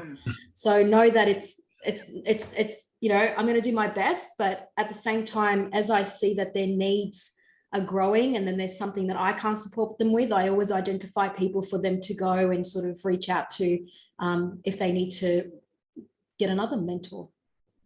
Okay, excellent. Yes, Mel. Look how Mel is our tech wizard. Oh, yeah. Mel, would you like to add on? Yeah, I just wanted to also add on to the fact that this is also what I talk to my mentee as well, that I may be, you know, as a relatively newly minted mentor, there are certain areas that I can actually help them. But at the same time, if there are other areas that during the process that we identified that I'm not able to, or I'm not really capable enough to actually mentor that person, then I'm happy to actually talk to our mentor coordinator actually to facilitate, you know, another areas that that my mentee can actually benefit from actually having additional skills from someone else. So candid discussion is important. Yeah. Of course, we can't all be experts in everything. And I think what Mel was really getting at there, that it's about a collaborative approach.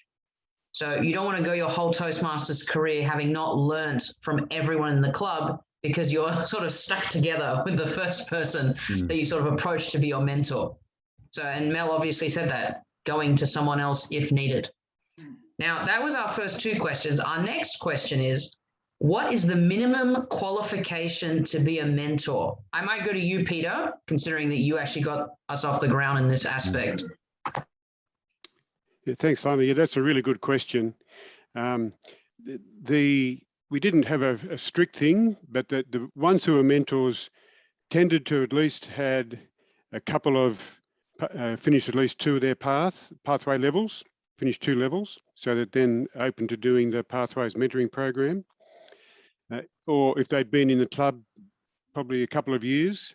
As I said before, we're blessed because a number of people have been around for 10 years and more, you know, and quite a number of people have been around for more than 5 years. So there was plenty to choose from.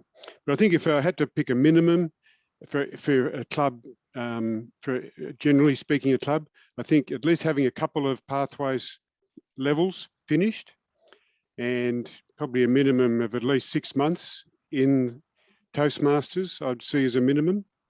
And then it comes down to the personality or their own personal competencies as well. So you have to try to assess that to see that they're a suitable person. But, and of course, the main thing is that they're a good fit with the mentee. Thanks very much, Peter.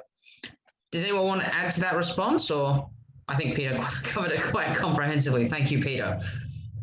Our next question, I'm going to actually direct to John, and everyone can also chip in if they'd like to. How many mentors can a protege have? Thank you, Lana. As I mentioned, we haven't had that occur formally, but I am aware that some of the proteges in our club have got other mentors outside of the club, but really it comes down to, again, that fit of who really, you know, can work well together. So I wouldn't put a number on it in terms of ability or skills or any other expertise within Toastmasters. What it comes down to is your time management. You know, how many people can you be mentored by? How many get-togethers, how many meetings does that involve? So it really comes down, and that's a two-way street with both the mentee and the mentor. And indeed, you know, when we've got a big club like we've got, finding mentors that have already got 3 and 4 mentees and you ask the new member, have you got someone in mind? And obviously they're going to choose someone who's probably already got 3 or 4 mentees. But the opposite is true as well, in terms of, a mentee might like to have particular expertise. They might see that someone's got leadership capabilities and another person's got really good speaking capabilities, and they want to try and draw the best of both. So I wouldn't put a strict limit on it, but it does come down to time management for the participants. Excellent. Thanks, John. And I can say the same with my mentee.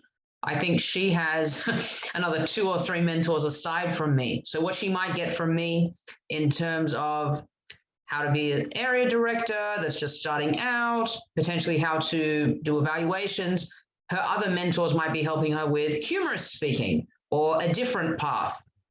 Obviously, as well, if you are a member of 1 or more clubs, it is expected that you might have a mentor at each club.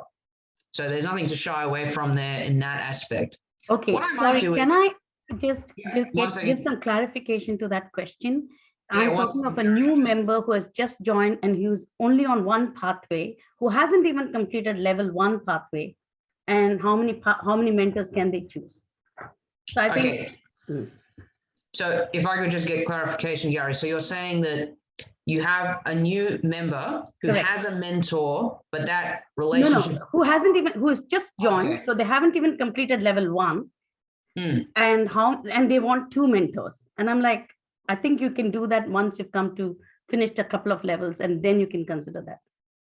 I will open it to the panel to get their responses, but I would first be asking, what do they think that they could get from the other mentor that they can't get from the first? John, do you want to follow that up? Yeah, I totally agree. And a lot of that information should come, if you do that protege form, you'd get the information that would tend to lean you towards, look, you'd be better off going with this person first to get the initial introduction into the club, introduction into Toastmasters, get that settled and sorted. And then if you've got a specialty that you are looking at, that probably comes when you've got to level 2 and the level is getting more specific, because remember, our first 4 speeches at level 1 are pretty much uniform right across all pathways. So getting someone to get you through that level first, focusing on that. I would tend to, I don't like the word discourage, but I would try and steer them away from getting the idea that, I need lots and lots and lots of mentors, because it'll only confuse everybody. And also, it's probably very important, and it just struck me when we've been talking about this, it's probably not a bad idea that if someone's got more than 1 mentor, at some point, those mentors should be touching base.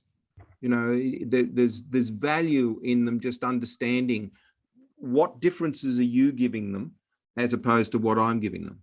And that's where it gets, it gets a little bit more complicated, but it certainly gets interesting in terms of the value that you're getting out of the mentoring program. And obviously also, Gary, you can tell them that 1 good mentor is better than 10 so mentors as well. Not saying anything against the great people at Burwood Toastmasters. No, and my whole point is, if you have 2 people, then it's also a question of who has the responsibility for actually, sometimes when too many people are responsible, nothing gets done. Exactly. Exactly. And I was actually, Gary beat me to it. I was going to say that we've answered 4 questions now from the panel. Does anyone want to ask a follow-up? So Gary asked one. Does anyone want to ask a follow-up based on what we've heard from the panelists? It's fine if the answer is no. Shitha, you're looking like you're shifting a little there. No? I'm just reading the other questions in the... Okay. All right. Well, if you want to get to the next question, we can go to the next question. The next question is, what's the best way to measure the success of a mentor or mentee relationship? Sonia, I know you have a number of different mentees for quite diverse goals. Did you want to discuss that, measuring the success? Yes, I'll have a go at it. Look, initially, I did get a form for my mentees, but it's really interesting that the success for them and me has been that they've gained a lot of confidence and they've gotten through pathways but also chipped away at their short and long-term goals, which I believe both of them have. So both of them, I'm very happy to say, finished pathways pretty quickly, which wasn't one of their initial sort of objectives, but for me, that's a very successful measure of them getting through what they need to gain the confidence and experience to be able to achieve their long-term goal, which both of them is to do a humorous contest. So watch that space. Looking forward to it. Does anyone have, any of our other panelists, would you like to add how you value the success or measure the success? Yes, Harini? Yes, Lana. See, when we have that mentor and mentee relationship, sometimes the mentee try to impress the mentor to have a list of goals. Don't go for it. Please just pick 2 goals. One, immediate help, which is a short-term goal, and one is a long-term within 6 months, and see how they are progressing. 2 things you can see: commitments, working towards their goal. If they are doing well, then the relationship between you and your mentee is good.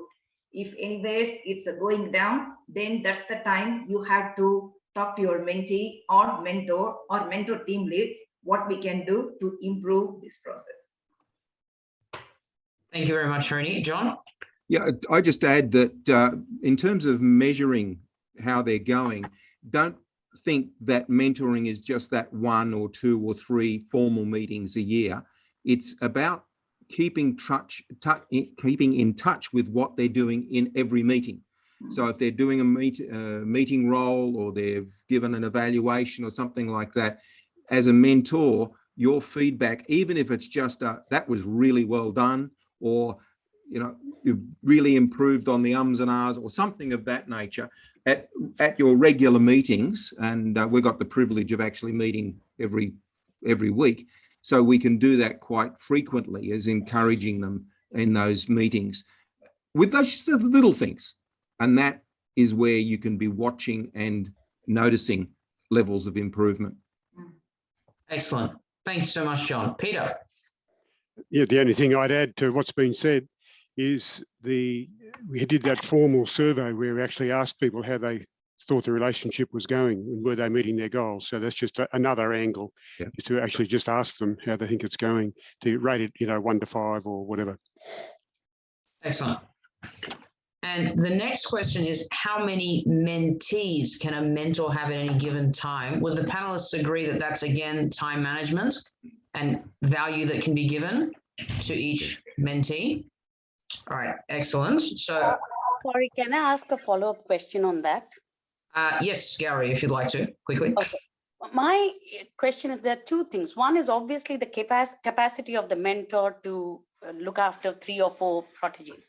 But to me, I also see mentoring as a way of keeping the existing members engaged.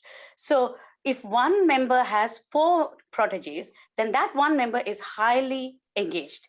Whereas if I distributed those 4 proteges across 4 members, then I'm actually growing and developing and building capacity with other members. So that's my issue. So you mean as in, rather than hoarding mentees, if you share the love, correct, so to speak, yes, then everyone will improve. Is that what you mean? Exactly. So I will only have one highly skilled mentor if I allocated 4 to them, and they're fabulous. But if I allocated 1 to each, then I have 4 members who have now developed their mentoring skills. Well, Gary, I'm going to do something I see in Parliament. I'm going to take that as a comment. And the reason I'm going to take that as a comment is actually, there is a reason. It's because each mentoring coordinator, I'm sure Peter and John will agree, that there is a vision that they have. And when you take on that role, you might have a different perspective. Again, it's going to depend on your club. I know that you're the VPE, for example. I know some VPEs are very much involved in the mentoring. We sort of, at our club, we sort of divested the 2, where the VPE focused on doing weekly meetings, because that's quite a burden, not a burden, a lovely thing. But it's hard to do both at the same time. Yeah. Did you want to say anything to that, John? Or? Yeah, I'd agree. I think the VPE role is sort of, it's a bit of a mix between the VPE and the VPM. The VPM is probably going to introduce you to a new member to the mentoring program. That might be their role. But beyond that, they're looking after the members broader. It does become a more specialist. And I think that was the real thing that Harini, sort of the vision that she had, was to dedicate it to a single person who that was their standalone, although Peter did double up as VPM at the time, but it really does become the standalone role. And I think that's the secret to its success and sustainability. Yes, I can actually see where Gary has asked this question. So matching the skills of the mentor and protege when everyone wants to be a protege of the high profile mentors. Yeah. Yeah, I got that. Yeah. Yes.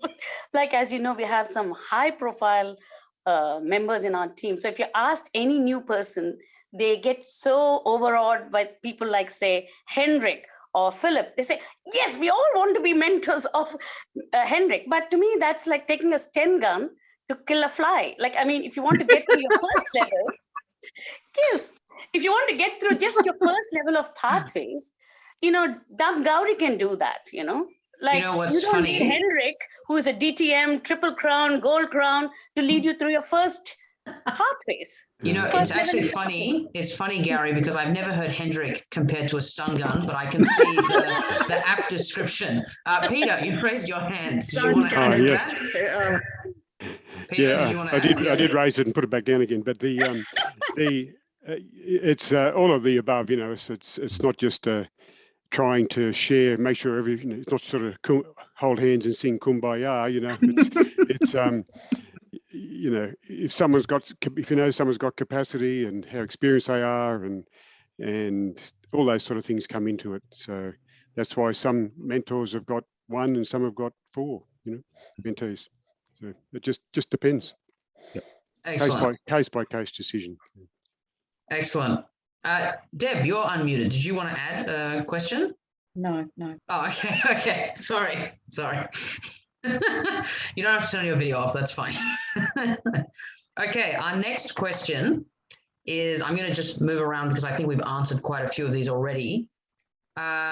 So support for mentors. What support or resources are in place for mentors? I'll just open that to the panel. Anyone want to answer that? Melody, you've been very quiet. What support have you received?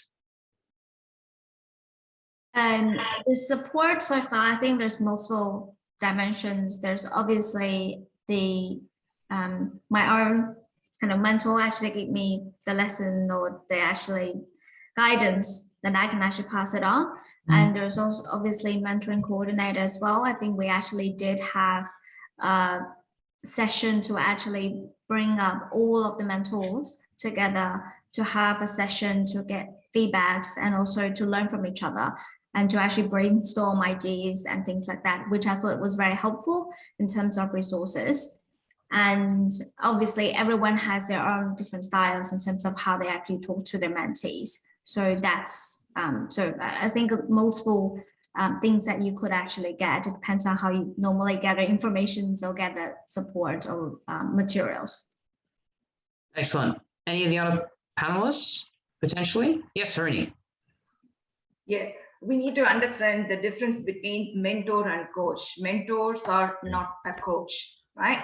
So when you get a question from your mentee, if you can, just assist them, guide them. If you're not, then you can ask your mentor or mentor team lead, hey, this is the question I received from mentee, how best I can answer them, steering them to the right direction.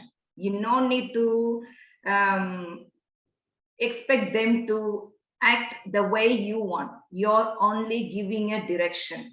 You're only assisting them to unlock their potential. They have to come up with what they want to achieve. Over to you. Thank you very much, Harini. I'm just going to speed up a little here, just so we can cover as many questions as possible. The next question, hilarious, a roadmap. Where have we heard that before? So the question is, the roadmap to creating a mentoring program. What are the key milestones? Now, I believe that obviously Harini, Peter, and John mentioned those milestones, but do one of you want to chance a quick summary of the milestones? We do have the workbook as well, which will give you a more clear view. Does anyone want to quickly, from the ground, in about 1 minute. Can you give a summary? Yep. Yeah. Oh, and then you, Harini. Oh, me first. Okay. yeah. Well, I suppose it's the logical steps. The first thing is to get some mentors, then have a mentoring coordinator, and then reach out to the mentees to then match the mentees and the mentors, and then start the process of checking in how they're going, and then bringing new people into the program as mentees and mentors. So it's kind of a step-by-step thing. It can't be rushed. It took a long while to get things off the ground. So I think that the logical steps are the first thing, and then it comes down to trying to meet expectations. So you don't want to announce it and then nothing happened for 6 months. You just keep it moving. Thanks, Peter. Harini? Yes, in addition to Peter's feedback, I wanted to add few things in mentors checklist. For example, once you got a list of mentor, you set a criteria for them. How can they initiate their first meeting? What are the things they need to check with or discuss with their mentor? So I've got like 5 meetings set up for my mentors, what they go ahead with. The first meeting is introduce yourself and get to know your mentee, personal level, just establish that relationship.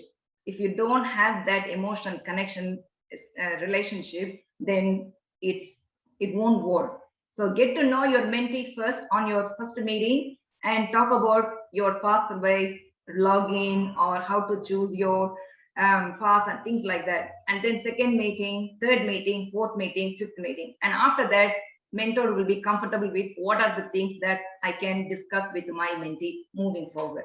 But you need to have these 5 steps for the mentors to initiate their journey as a mentor. Yes, exactly. Now, I might just go to the next question, given that we've got 7 minutes left. I want to ask, so Sonia, actually, how do you manage burnout so you don't overdo things as a mentor? And also, how often do you reach out to your mentees? Again, they sort of go hand in hand. Yeah, good question. So I don't know about you guys, but I'm super busy. And so I talk to the mentees. And so just to make sure in the initial lead up to us building a relationship is that we meet in bursts. So we connect for half an hour once a week, and we already have an agenda up front, and we have an outcome after that 30 minutes. And then we sort of discuss the following week as to how they performed in that meeting. So I find those 30 minutes are really quick. They don't take up too much of my time or their time, and they get a lot of benefit out of it. I find sometimes it's up to you if you feel an hour is enough. And I also don't limit it to just being Zoom face-to-face unless they're presenting to me. Or sometimes if they're time poor, I get them to tape themselves and send the recording to me so then I can, do my notes as I'm sitting in bed maybe, and tell them, what they could improve, or we can walk and talk if they're just wanting me to listen to their tone. So just being really, really flexible and doing what works for you. But I find that meeting with them regularly in short bursts prevents burnout for myself in particular. Excellent. And I think I might just say as a point of contrast, so Sonia does half an hour, et cetera, a week. For me and my mentor, the senior mentor that I'm a mentee for, we meet once every 2 months for an hour and a half.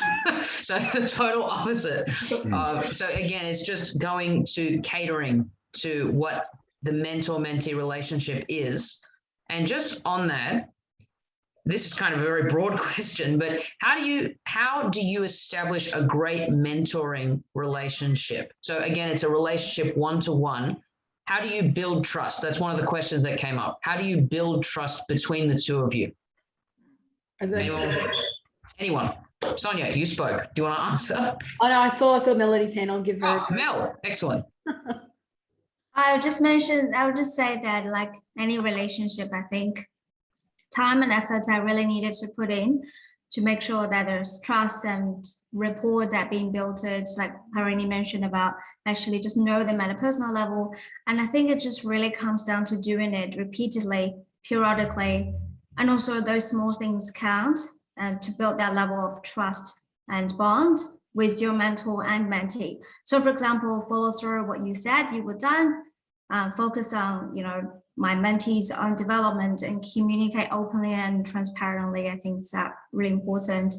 And I also think if you can build and sustain a healthy relationship with your mentees and mentors, one another, it will also benefit other parts of your relationships in your life as well, like friends, family, and loved ones. Thank you very much, Melody. I'm going to go to Harini and then Sonia, and then we might wrap up. For me, whenever I initiate my first meeting with either my mentee or mentor, I always go for a coffee or lunch, because food, for me, food brings people together. That's what I believe. The coffee that I had with my mentor tastes better. So my first meeting is just like a casual call, casual meeting to get to know each other. Never put, the mentoring segment or Toastmaster segment into my first meeting, and see and check my mentees and mentors' pulse for the first half an hour. And then I slowly introduce, okay, what's your goal? What do you want to achieve? Slowly. Over to you. Thank you, Harini. Straight over to you, Sonia. One of the things that I did to establish connection is just being very respectful of their time, but also to making sure I connected back to what they do every day at work. I found that was the biggest key for me. Whatever they did in that meeting, I would say, hey, you realize when you do this at work, this is how you can use table topics, or you can use evaluations. And I know it sounds really simple, but sometimes it's that bright light bulb moment where they go, oh, wow. And so I've got one mentee, hated evaluation, and you all know who it is, has done so many evaluations, and she's getting better and better. It's because she's using it at work, and she said it's the most beneficial thing she's received throughout the mentoring program, even though it wasn't even one of her short-term or long-term objectives. So it's really just, after getting that form, working with them to see what else it is that you can help them with. So then, in a way, hook them in, so then they're hungry to get better and better.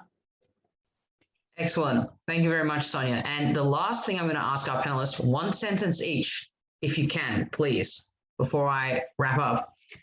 If you would identify just one thing that a mentor has said to you that was really helpful, what would it be? Just one thing. Any mentor you've had, Toastmasters, etc., that was really helpful. Yes, John? It was an informal mentor relationship, but it was basically, you can do it. And that was about winning district humorous contest. Which did happen, didn't it? Which did happen. Which did happen. Harini? Yes, because the last year was my first time to took the presidency role. Beforehand, I didn't have any experience. I was really scared to take presidency role. Beforehand, John was our president. And one day, John organized executive meeting at his place. When I went, when I looked at all the trophies and certificates, and I was thinking, oh my God, it's a big shoes to fill. No, I'm not ready. And my mentor is Peter Crosby. He told me, Harini, if you sit inside your comfort zone, there's not much learning. Come out. Now you see where I am today. Hats off to my mentor, Peter Crosby. Thank you very much. One sentence from our last three panelists. Peter? I think thanks, Harini. I think the thing for me was when I was told a couple of times, don't waste your time on something that's not contributing to your goals. So we can fill up our time doing all sorts of things, but really ask yourself, is doing that role helping your long-term goals? It helps clarify your thinking. Thanks, Peter. Sonia, had plenty of time to think. One last sentence. And then we're gonna, yep. Sorry, Lana. For a long time, I was really hung up on making mistakes during speeches. And Peter said to me, no one knows what's going to come out of your mouth. So if you stuff it up, just keep going. So that was really good. And quickly, just to Mel, I know how she thought what the time is. Just quickly, Sorry, it's one sentence. Every speech counts from my mentor, John. Thank you. So I'd just like to thank all our panelists and presenters for presenting today. Special thank you to our audience for great questions. Hope you all have a better understanding of mentoring now and how to take your mentoring program either off the ground or to the next level. Thank you to the district for giving us the opportunity to present today. And thank you to Harshita, who's about to tell us we're over time. Over to you. Perfect. Thank you everyone for joining the second half of the October Golden Nugget session. And this section is mainly focused on pathways, and it is run by very popular Mike Cano McCallum. So I'm going to do a few seconds introduction basically. So Mike is a distinguished Toastmaster 8 times. How many times? 7. 7 times. Perfect. So DTM 7 times. And he's very passionate about pathways. And he's a passionate pathways trainer. And he has held number of district officer position, both in District 70 and in District 90. And he's been a division director, area director, district PR manager as well. He is District 70 Pathways team leader for this 2021 and 2022 financial year. So please welcome Mike Cano McCallum to conduct the Mini Path Unboxed. The Mini Path Unboxed, Mike Cano McCallum. Thank you. Thank you very much. Now I've just uploaded a file and we'll be touching on that file in a moment. And it's a bit of an overview about the entire Toastmasters Pathway Mentoring Program. I'm going to just click into a prepared set of slides. These will take about 10 to 15 minutes to go through, and I'd ask you to hold questions until the end. You're welcome to put questions into chat, and Harshita will be monitoring those, but I'll be addressing those at the end of the presentation. While I'm doing screen share, I can't always see chat. So I'm sorry if I don't, it takes me a moment once we finish the presentation for me to actually go through those. I will at particular points need to share some additional files with you. So I will actually stop the screen presentation to pop into those. So firstly, thank you so much, Harshita, for that warm welcome. Yes, I'm not sure whether I have 7 or 6 DTMs. Hendrik is my official counter. And the key point is I've done a couple of Pathways DTMs, and I've now done the Pathways Mini Path, as I call it, twice. So I do feel that this is an amazing resource for us, but it is a resource about how we become better mentors. This is not a resource where you actually learn the intricacies of pathways. So just like when we do engaging humor, we learn more about funny. This mini path is about learning more about being a mentor. It's not teaching you the levels of pathways, the 65 odd projects. So this is very much about how can I be a better mentor? And that's what this mini path and its projects are all about. So I'll go quickly to share screen and then move into the formal presentation. And welcome to Lou Beaton as well. So Toastmasters, this is the Pathways Mentor Program. And what we're going to cover today, firstly, is why, but I feel like we've covered a lot of the why in the prior 2 hours about the benefits of being a mentor and being mentored. We're going to cover the look. We're going to cover the projects. So I'm trying to do unboxing here. Probably won't be that funny, but we're going to try. We're going to cover the completion and certificate and how it's a little bit different to some other areas of pathways. And we're also going to then open for a Q&A session. So firstly, the actual look of this particular program, because I feel like the why has been covered in terms of why would we want to be a mentor? It's going to help us grow, and it's also going to help others. In terms of what could we mentor people on, I do want to emphasize that mentoring can be around speaking, but it can also be around contests. It could also be around meeting roles. It could also be around local leadership at club or leadership beyond that. And those are just the opportunities to be a mentor in Toastmasters, let alone out in the rest of the wide world. So first of all, let's call the look. So this is a path and it is available as an icon. You should receive this icon on your transcript area within Basecamp. So your Pathways transcript, you should get this additional icon. It's got that couple of books stacked together, and it'll have that same functionality of open curriculum to then get the actual projects. So you should have this icon after you've completed level 2. Completion of level 2 is not when you send your level completion request. It's when your level completion request is approved by a Basecamp manager. So at that point, this icon, depending on who you are and how long you've been in Pathways, may pop up immediately. You may receive an email from Toastmasters International offering you this opportunity, or neither may happen. And if you have not received the icon or a letter, an email letter inviting you to take up the Pathways Mentor program, then email Toastmasters International to say, hi, I finished level 2. This is my membership number, and I'm seeking the release of the Pathways Mentor program. So in your email title, make sure you have your membership number and your name and what the subject is, which is request release of Pathways Mentor program. So you do have to finish level 2 before this will be released to you. You cannot get this program before you complete level 2.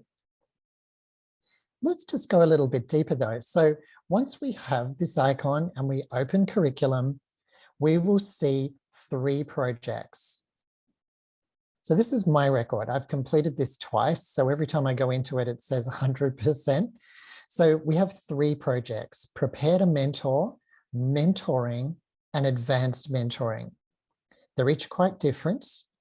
None of these are really geared around me delivering speeches and developing my speaking capability. These are all about me developing skills as a mentor. What you'll also notice that is a little different is the actual whole program. That top maroon folder in the center of the slide has its own launch button. This is different to most of the paths you'll encounter. The document I just shared with you is what you will get if you push that launch button. This is an overview document of the whole path. This is different to what happens in a normal path, those 11 paths, each of the 11 paths with their 5 levels.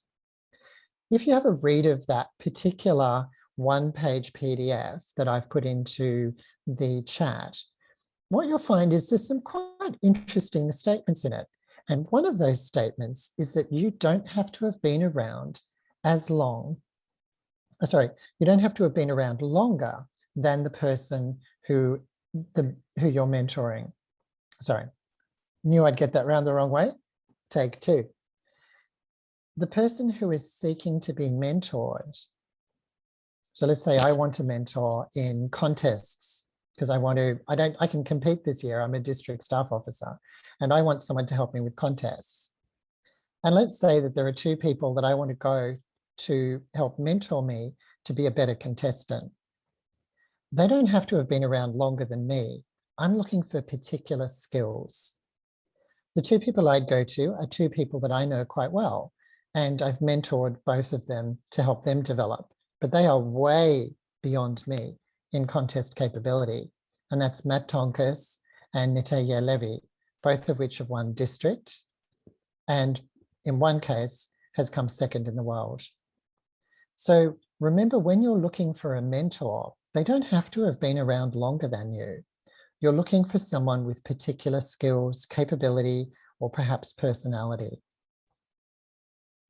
The other thing that oversheet also indicates is that when we come to the Advanced Mentoring project, that project does not require us anymore to mentor someone who is a Toastmaster.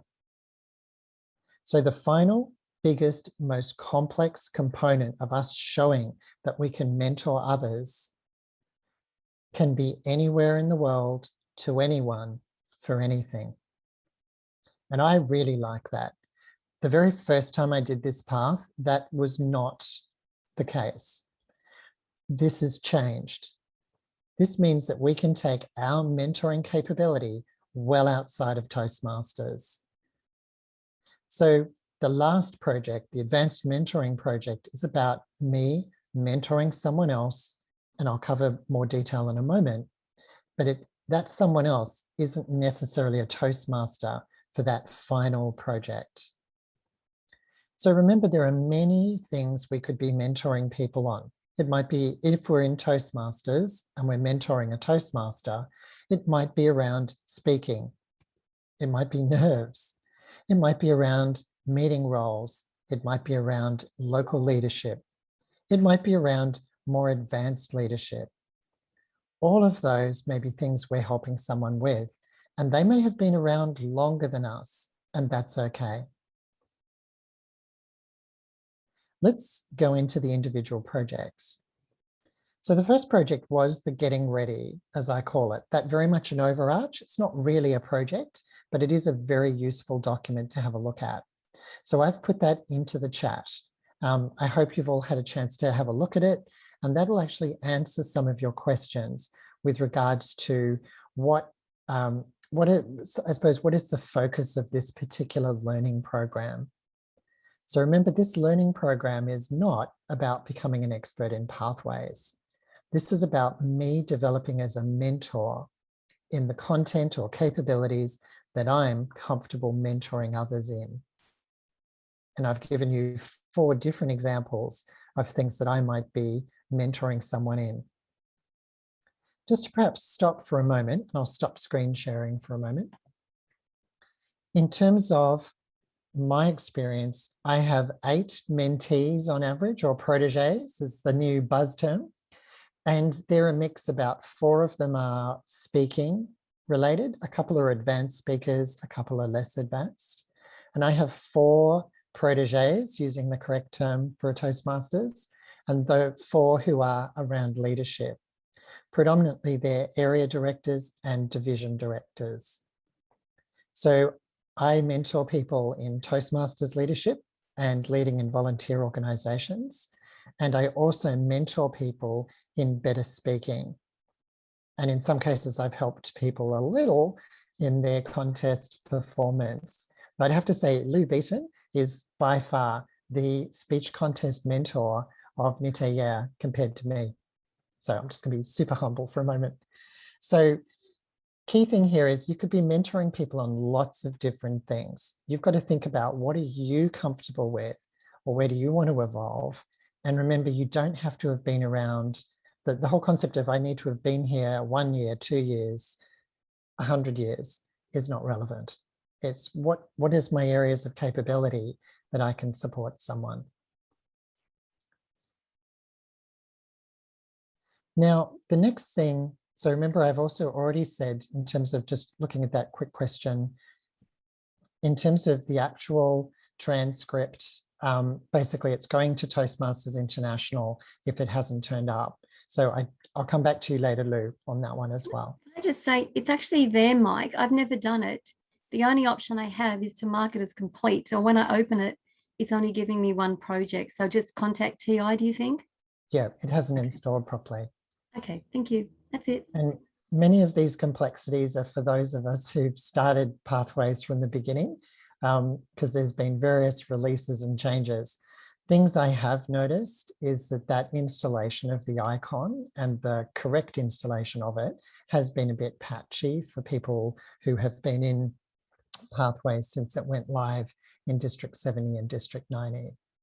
So check it out. If it's not right, email them. Remember, use your membership name and number. That makes it a lot easier for them.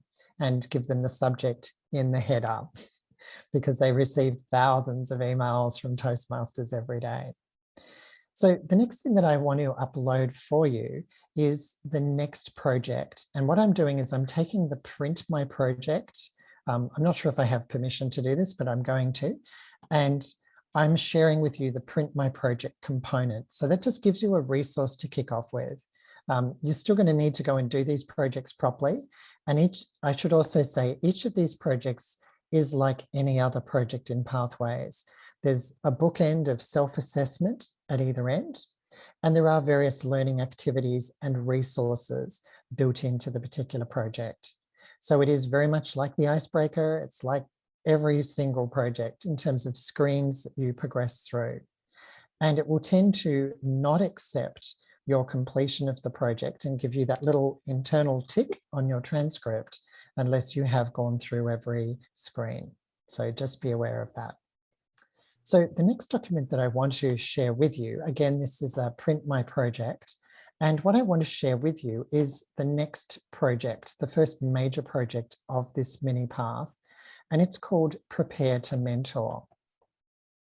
So I'm hopefully sending this to everyone. We'll just see how we go here. Excellent. It's telling me that's now in the chat. I'm just going to go back and share screen. And we're going to progress to the next project. So the next project, or the first official project, is Prepare to Mentor. Again, if we've opened up our transcript, we'll have 3 little blue computer boxes. And the first of those projects for us to do is Prepare to Mentor.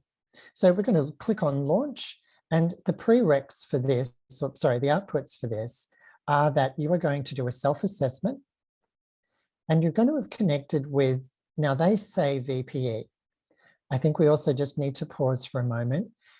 Whoever is running your club mentor program, because it's often not the VPE, they're often the busiest club officer. And I think asking them to also run the mentoring program may be a bit of a stretch. In some clubs, it's the VPM. In some other clubs, they have a mentoring officer. This also begs the question, I want to be a mentor, but my club doesn't run a mentoring program. What do I do? Well, you might informally reach out to someone who wants you to mentor them. And so the two of you can quite happily be a mentor and a protege within a club that doesn't run a mentor program. But it might be that no one in your club is interested in being mentored by you. So it might be time to go a little bit more global. Options could be to have a chat to the area director, or go and visit the other clubs of the area to show your interest in becoming a mentor. Totally up to you, but you may need to go beyond the club. Sometimes clubs want to set up a mentoring program, but it's a big step.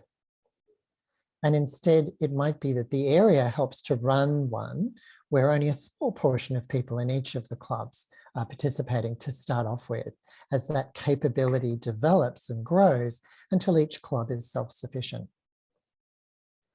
What I find is that my first mentor was within my club.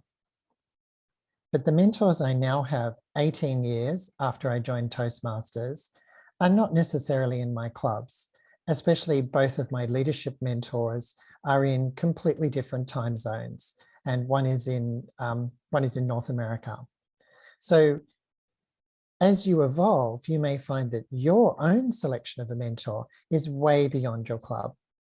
And quite possibly, you may find the same. So I have people who approach me to mentor them, and they're not in a club that I'm in. So you may need to go global to find people that you can mentor, and that's fine. There's nothing stopping you doing that.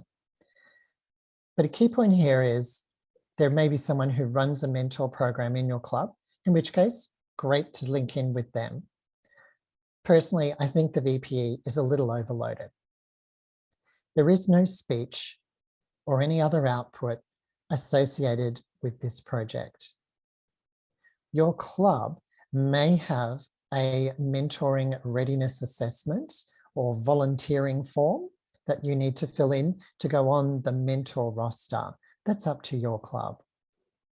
But this has no requirement for a report back speech, which you might have experienced in some of the level 3, level 4, and level 5 projects in those 11 paths. So having completed that project, we then move on to the first of the 2 projects that actually are about mentoring someone else. This is the first one, and once we've talked about it, I'm going to hop out and again upload a file for you. This is a smaller, simpler mentoring engagement, whereas the last one that we've talked about is the big one. So this is called mentoring. And the idea is it's a short-term mentoring. Again, if we launch this, we'll have, the same concept of self-assessment, bookending, various slides to go through and various learning. You are given a lot of resources in this one. A key point though is that we are expected to mentor someone to complete a project. My reading of this is that is a Pathways project. My reading of this is we must be mentoring a Toastmaster. So classic would be help someone with their icebreaker. It's about a project. This could be an HP, a high performance leadership level 5. This could be a panel discussion, as we just had. This could be helping someone get through that beautiful level 4 project, managing a difficult audience, which is by far the most popular level 4 project around the world. So, but it could be the icebreaker. The key point is that we're working with someone for a shorter period of time. As to what support they need from me as a mentor, it's going to vary depending on what their needs are. Through this, we're also going to get a sense of style. Some people are very structured. Some people are not. What style do I prefer as a mentor? What style does my temporary protege prefer? Can I adapt to their preferred style? So I'm going to learn a little bit more about how I function as a mentor without there being a long-term commitment. It's like a bit like a try before you buy. There are a number of formal tools available here. So things such as communication tracking. Some people today will be horrified at the thought of doing that. Other people will think, wow, does it have crosstabs? Does it do graphs? So depending on who you are, this may be too little or too much. There are a number of self-assessments, and we're encouraging proteges to actually develop that culture of self-assessment, because part of our learning is also our own awareness of our learning needs, not just what other people feed to us. This has the requirement for a report back speech. A report back speech, and they're very clear on this, is not retelling theory of mentoring to your club, because anyone could read that. This is about your experience as a mentor towards a protege in supporting them in a project. This is an opportunity for you to pump mentoring back to your club, but it is also an opportunity for you to think very carefully about how you might relate your experience of mentoring someone, given they are likely to be in the virtual room or the real room. So how do you celebrate a short engagement with someone in a positive way, even if there might have been some negative aspects to it? How are you going to share that back to the club? So this is very much getting started on mentoring, time limited, one project with a Toastmaster. Now I'll just hop out so I can actually share a file with you, which is the Print My Project for this. I'm not going to share all these other tools. There are a lot of tools here. Remember, depending on whether you are a super formal person or a less formal person, some of these tools might give you a sense of joy or horror. And no, there are not graphs and automated counting tables associated with them. So just bear with me for a second, and I will share with you the mentor program, the mentor project. And then before I go back in, I'm actually going to share with you the next one as well. So at the end of this presentation, you actually have 4 documents, one of which was that overview page, which is very helpful in terms of, hey, this is about sharing or helping someone on a particular expertise, and they could have been here longer or less time, doesn't matter. I've shared the mentoring, so we just covered that time limited, help someone with one project initiative. And remember, you have a report back speech where you do need to be a little careful about how you report back to the club, because you're also effectively reporting back to that individual that you were mentoring as well. Now, I am going to, and thank you for that from Masothi, in terms of there is also some other buddy mentor programs. So there's at a district level, thank you for that. There is an opportunity for another contact point. If you can't find opportunities at club or area or across your area or from other clubs that you visit, there's another opportunity there. So there's nothing holding you back becoming a mentor, even if you are the first mentor ever in your club. Now, the final file that I was going to share with you is the big one. This is the advanced mentoring one. It's also the largest file, but it is also the biggest of the projects within this particular part. And that's now been shared into chat. I'm just going to hop back to the presentation to take you through that final project and then how you complete the this mini path. So the final one is that around advanced mentoring. So this particular project has the expectation that you and a protege sign up for 6 months. Remember, this protege doesn't have to be a Toastmaster. So you could be involved in a Women in Management initiative. You could be involved in a Big Sister, Big Brother program with disadvantaged youth. You could be involved in Toastmasters, helping someone with their speaking or contest or leadership capabilities. There are lots of different environments that you could be mentoring someone, be it in Toastmasters or beyond. But a key concept here is that both of you sign up for 6 months. So we've had a bit of a try before you buy, and it might be that that person that you helped in one project says, I love that.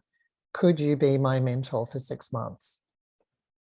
Alternatively, one or both of you might think, that was good, but I might go and help this person, and that's okay.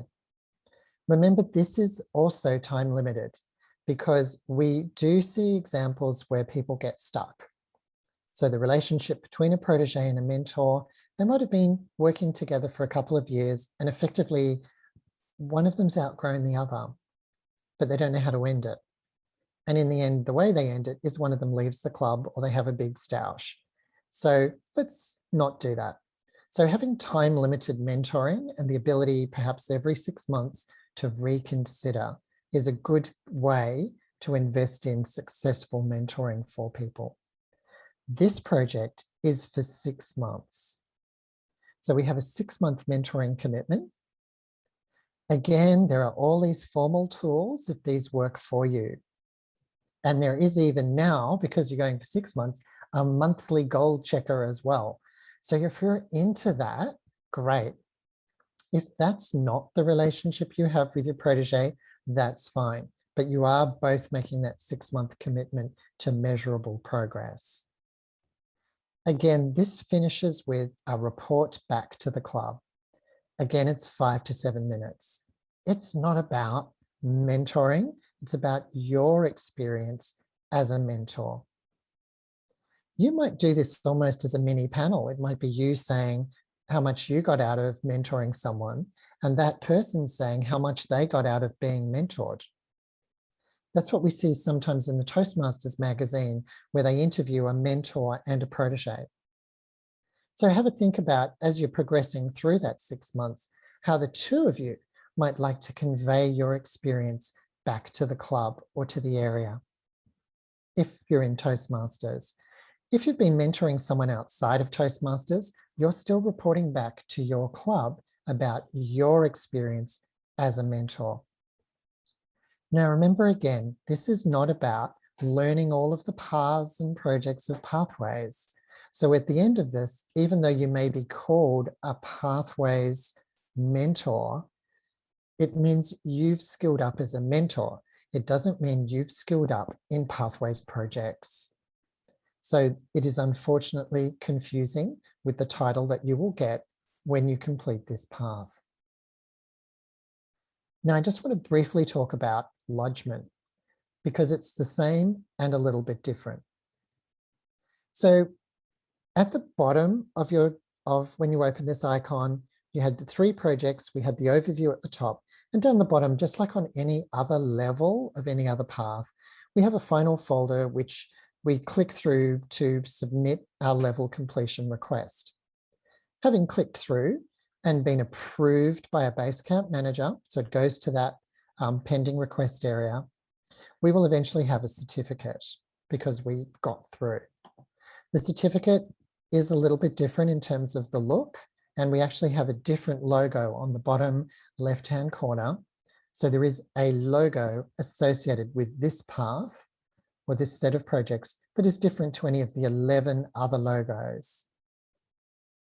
The other thing that is a little different is what you get in your education achievement list. So it is called this. It's a little bit clunky. So it's the PW Mentor PGM. Congratulations. And when you get this, that goes into your education achievement. Again, presuming that something that's been approved in Basecamp, they went across to Club Central to lodge it. Remember that extra step? That's the same for this one. But you have this new award. So this is going to sit in your education achievements. But in addition to that, it's also going to be counting towards any Triple Crown that you might be interested in. So in most districts, if you lodge 3 Pathways awards, you're eligible for a Triple Crown.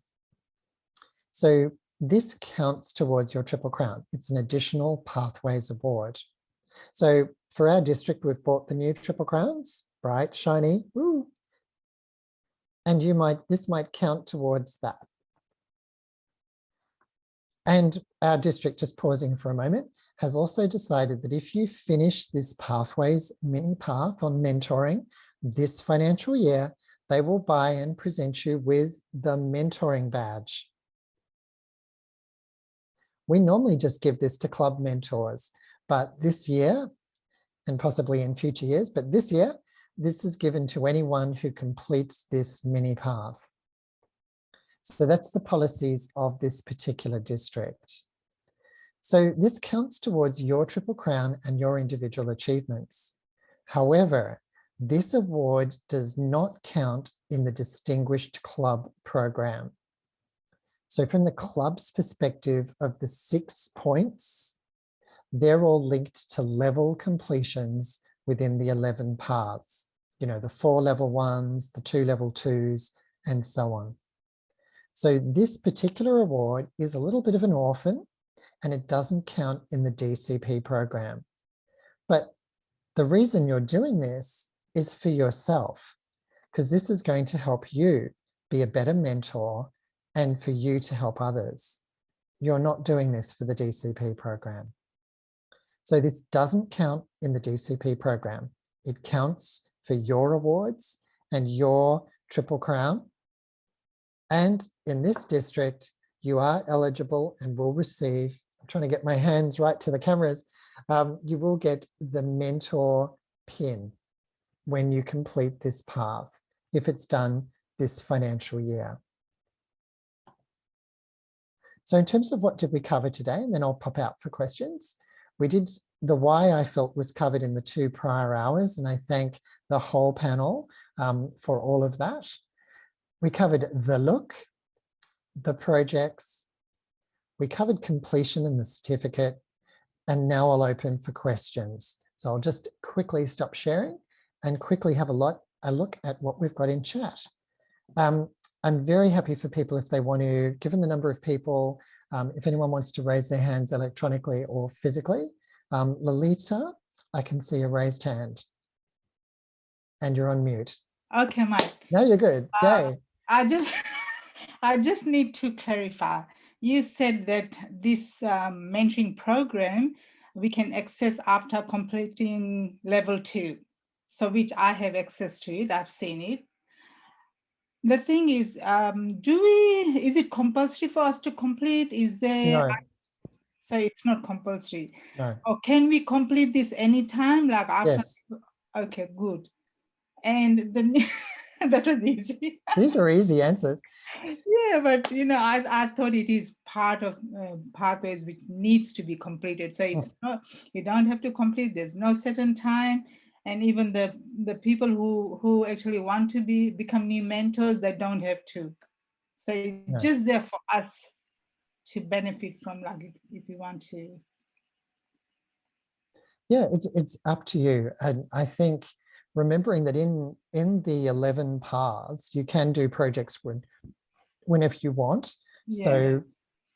So I did forget to mention one thing. Within the Pathways mini path, the 3 projects are sequential. It does state that you must do them sequentially. However, given nowhere else in Pathways still has that requirement, which we used to have in level 1, I don't know if it actually prevents you from actually doing them in whatever order you want. But you can see how logically they are actually quite clear building blocks. It's quite different to much of the rest of Pathways. So yeah, do it at your own pace, do it when you want. But I do think it is a way of polishing ourselves as mentors, both that benefits us, it benefits and also benefits the people that we're working with. So thank you for those questions. Yeah, I started doing it, but there's lots to read. There is quite a lot of content. So yeah, but I do think it's actually quite a nice way, because it's got the little sort of stepping stones of preparing, then a single project engagement, and then the longer one, that it does give you these sort of steps. I think the other thing that I learned was very much about style. So as Hendrik and Lou could both attest, I'm a pretty structured sort of person. And anyone who's followed my Marie Kondo home folding tips.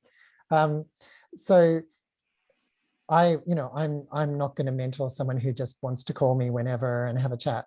That's not going to work for me. And I need to tell them that that's not going to work. So being aware of the style, but also I found this path really helpful in terms of me being able to help a protege work out what their goals were.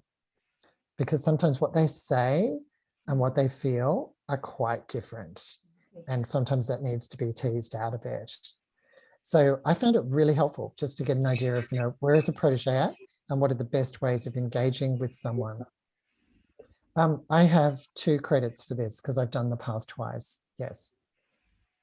And so once I finished a path, just like when you finish any of the major paths, you can go back to Toastmasters International and state, I would like to do something again, and they reset it for you. You still have the credit for completing, but it means when you go into your learning transcript, it's sort of effectively blanked and ready for you to start again. So that's why it's always good to download the Print My Project, so you've already got that to work with. I think the next question is from Mitzi. Hi, Mitzi. Hi. Not so much a question, but more of a comment in regards to the advanced mentoring program. I use that advanced mentoring program as part of a new member orientation. So when a new member came in, I sat down with them, said here and here, because we agreed that we did want to be the mentor mentee. He came out straight out. He wanted me there. So I sat with him, met with him, and we went through his goals. And that got him on a real structured way of what he needs to do in his first role in the meeting, which he asked the VP straight away after that.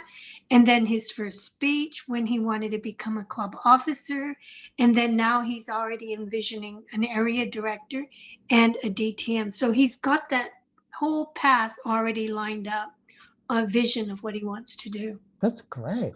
And I think something else, and I know, Mitzi, we were talking about this, is we sometimes presume that after being a club president or a VP, you should be an area director. And there is the options of district staff officer roles, like the role that I'm in. And they're brilliant roles, and you can still compete. And you also, it just doesn't quite have the same sort of pressure in some cases as an area or a division director. And some people don't want the operational responsibility of being an area or division director. They want something different. So sometimes someone is great at something and it would be an opportunity for them to use that talent within this voluntary environment. And perhaps perhaps an area directorship may actually not be the best balance for them. So it's just finding that out. And I appreciate with Mitzi, with that particular person, I think after the area director, they'll probably be a division director. And that person is very comfortable into that sort of operational management sort of environment. So thank you for that example, Mitzi. Are there any other questions? Well, if there are no other questions, I'd like to hand back to our chair and super duper facilitator with the incredibly clean household behind them. Very impressed. And don't forget, I'll just hold those pins back up again. So if you complete this mentoring mini path in District Lodge to a District 70 club, just because there are a few people here from other districts, we have the mentoring pin being purchased for you. And if you are completing a Triple Crown, and this is one award in your potential Triple Crown, then you have the Triple Crown from our district as well. And now I would like to hand back to Harshita. Thank you. Thank you so much, Mike, for that very informative session. I'm going to do my mini path soon.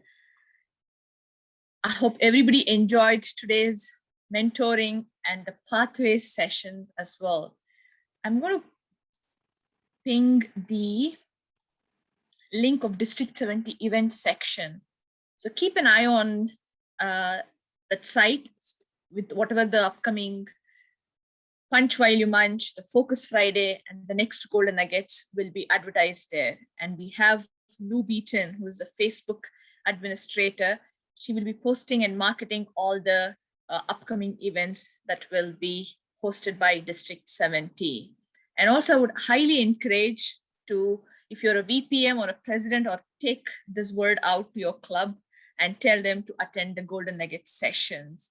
Keep an eye on, and also I'm going to ping my email ID in the chat. And also I would request Mike, if they want to contact you or anything, you want to put your email ID so that they can reach out to you, if that is fine. That's in there. Oh, perfect. Cool. I'm going to ping my email ID too, that it is seminars@district70toastmasters.org.au. And if you have any sessions that you want to have in the future that your club is looking for, or if you see some session that has been done in US or any other parts of Toastmasters and that you think that we need to do it in our district as well, please do email me. I'm going to make sure to bring that speaker in or to have that particular session on that topic. I know we are 2 minutes ahead and it's sunny and warm outside. Mitzi, yeah. I'm just thinking Miss Sophie just might want to share real quickly about the buddy program. Is that right, Miss Sophie? Yeah, thank you, Mitzi. Hi, everyone there.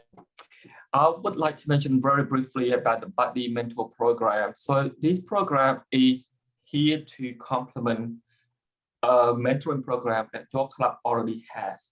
If your club doesn't already have a mentoring program, you can still contact us and we can go and reach out to other clubs who might have available mentors to help you if you are looking for a mentor.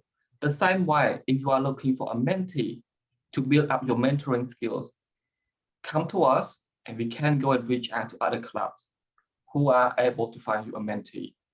So we are here to help you for you to succeed. So there's nothing to hold you back from being a mentor or mentee. Just put your hand up and contact us. Thank you, Missy. Perfect. I couldn't see. Where can I contact? Do you want to put your email? Thank you, Masati. Can you put your details in chat? Absolutely. Just one second. If there's nothing much more to add, thanks everyone. I hope to see you all in the next Golden Nugget session, and I officially close the session. Thanks, everyone.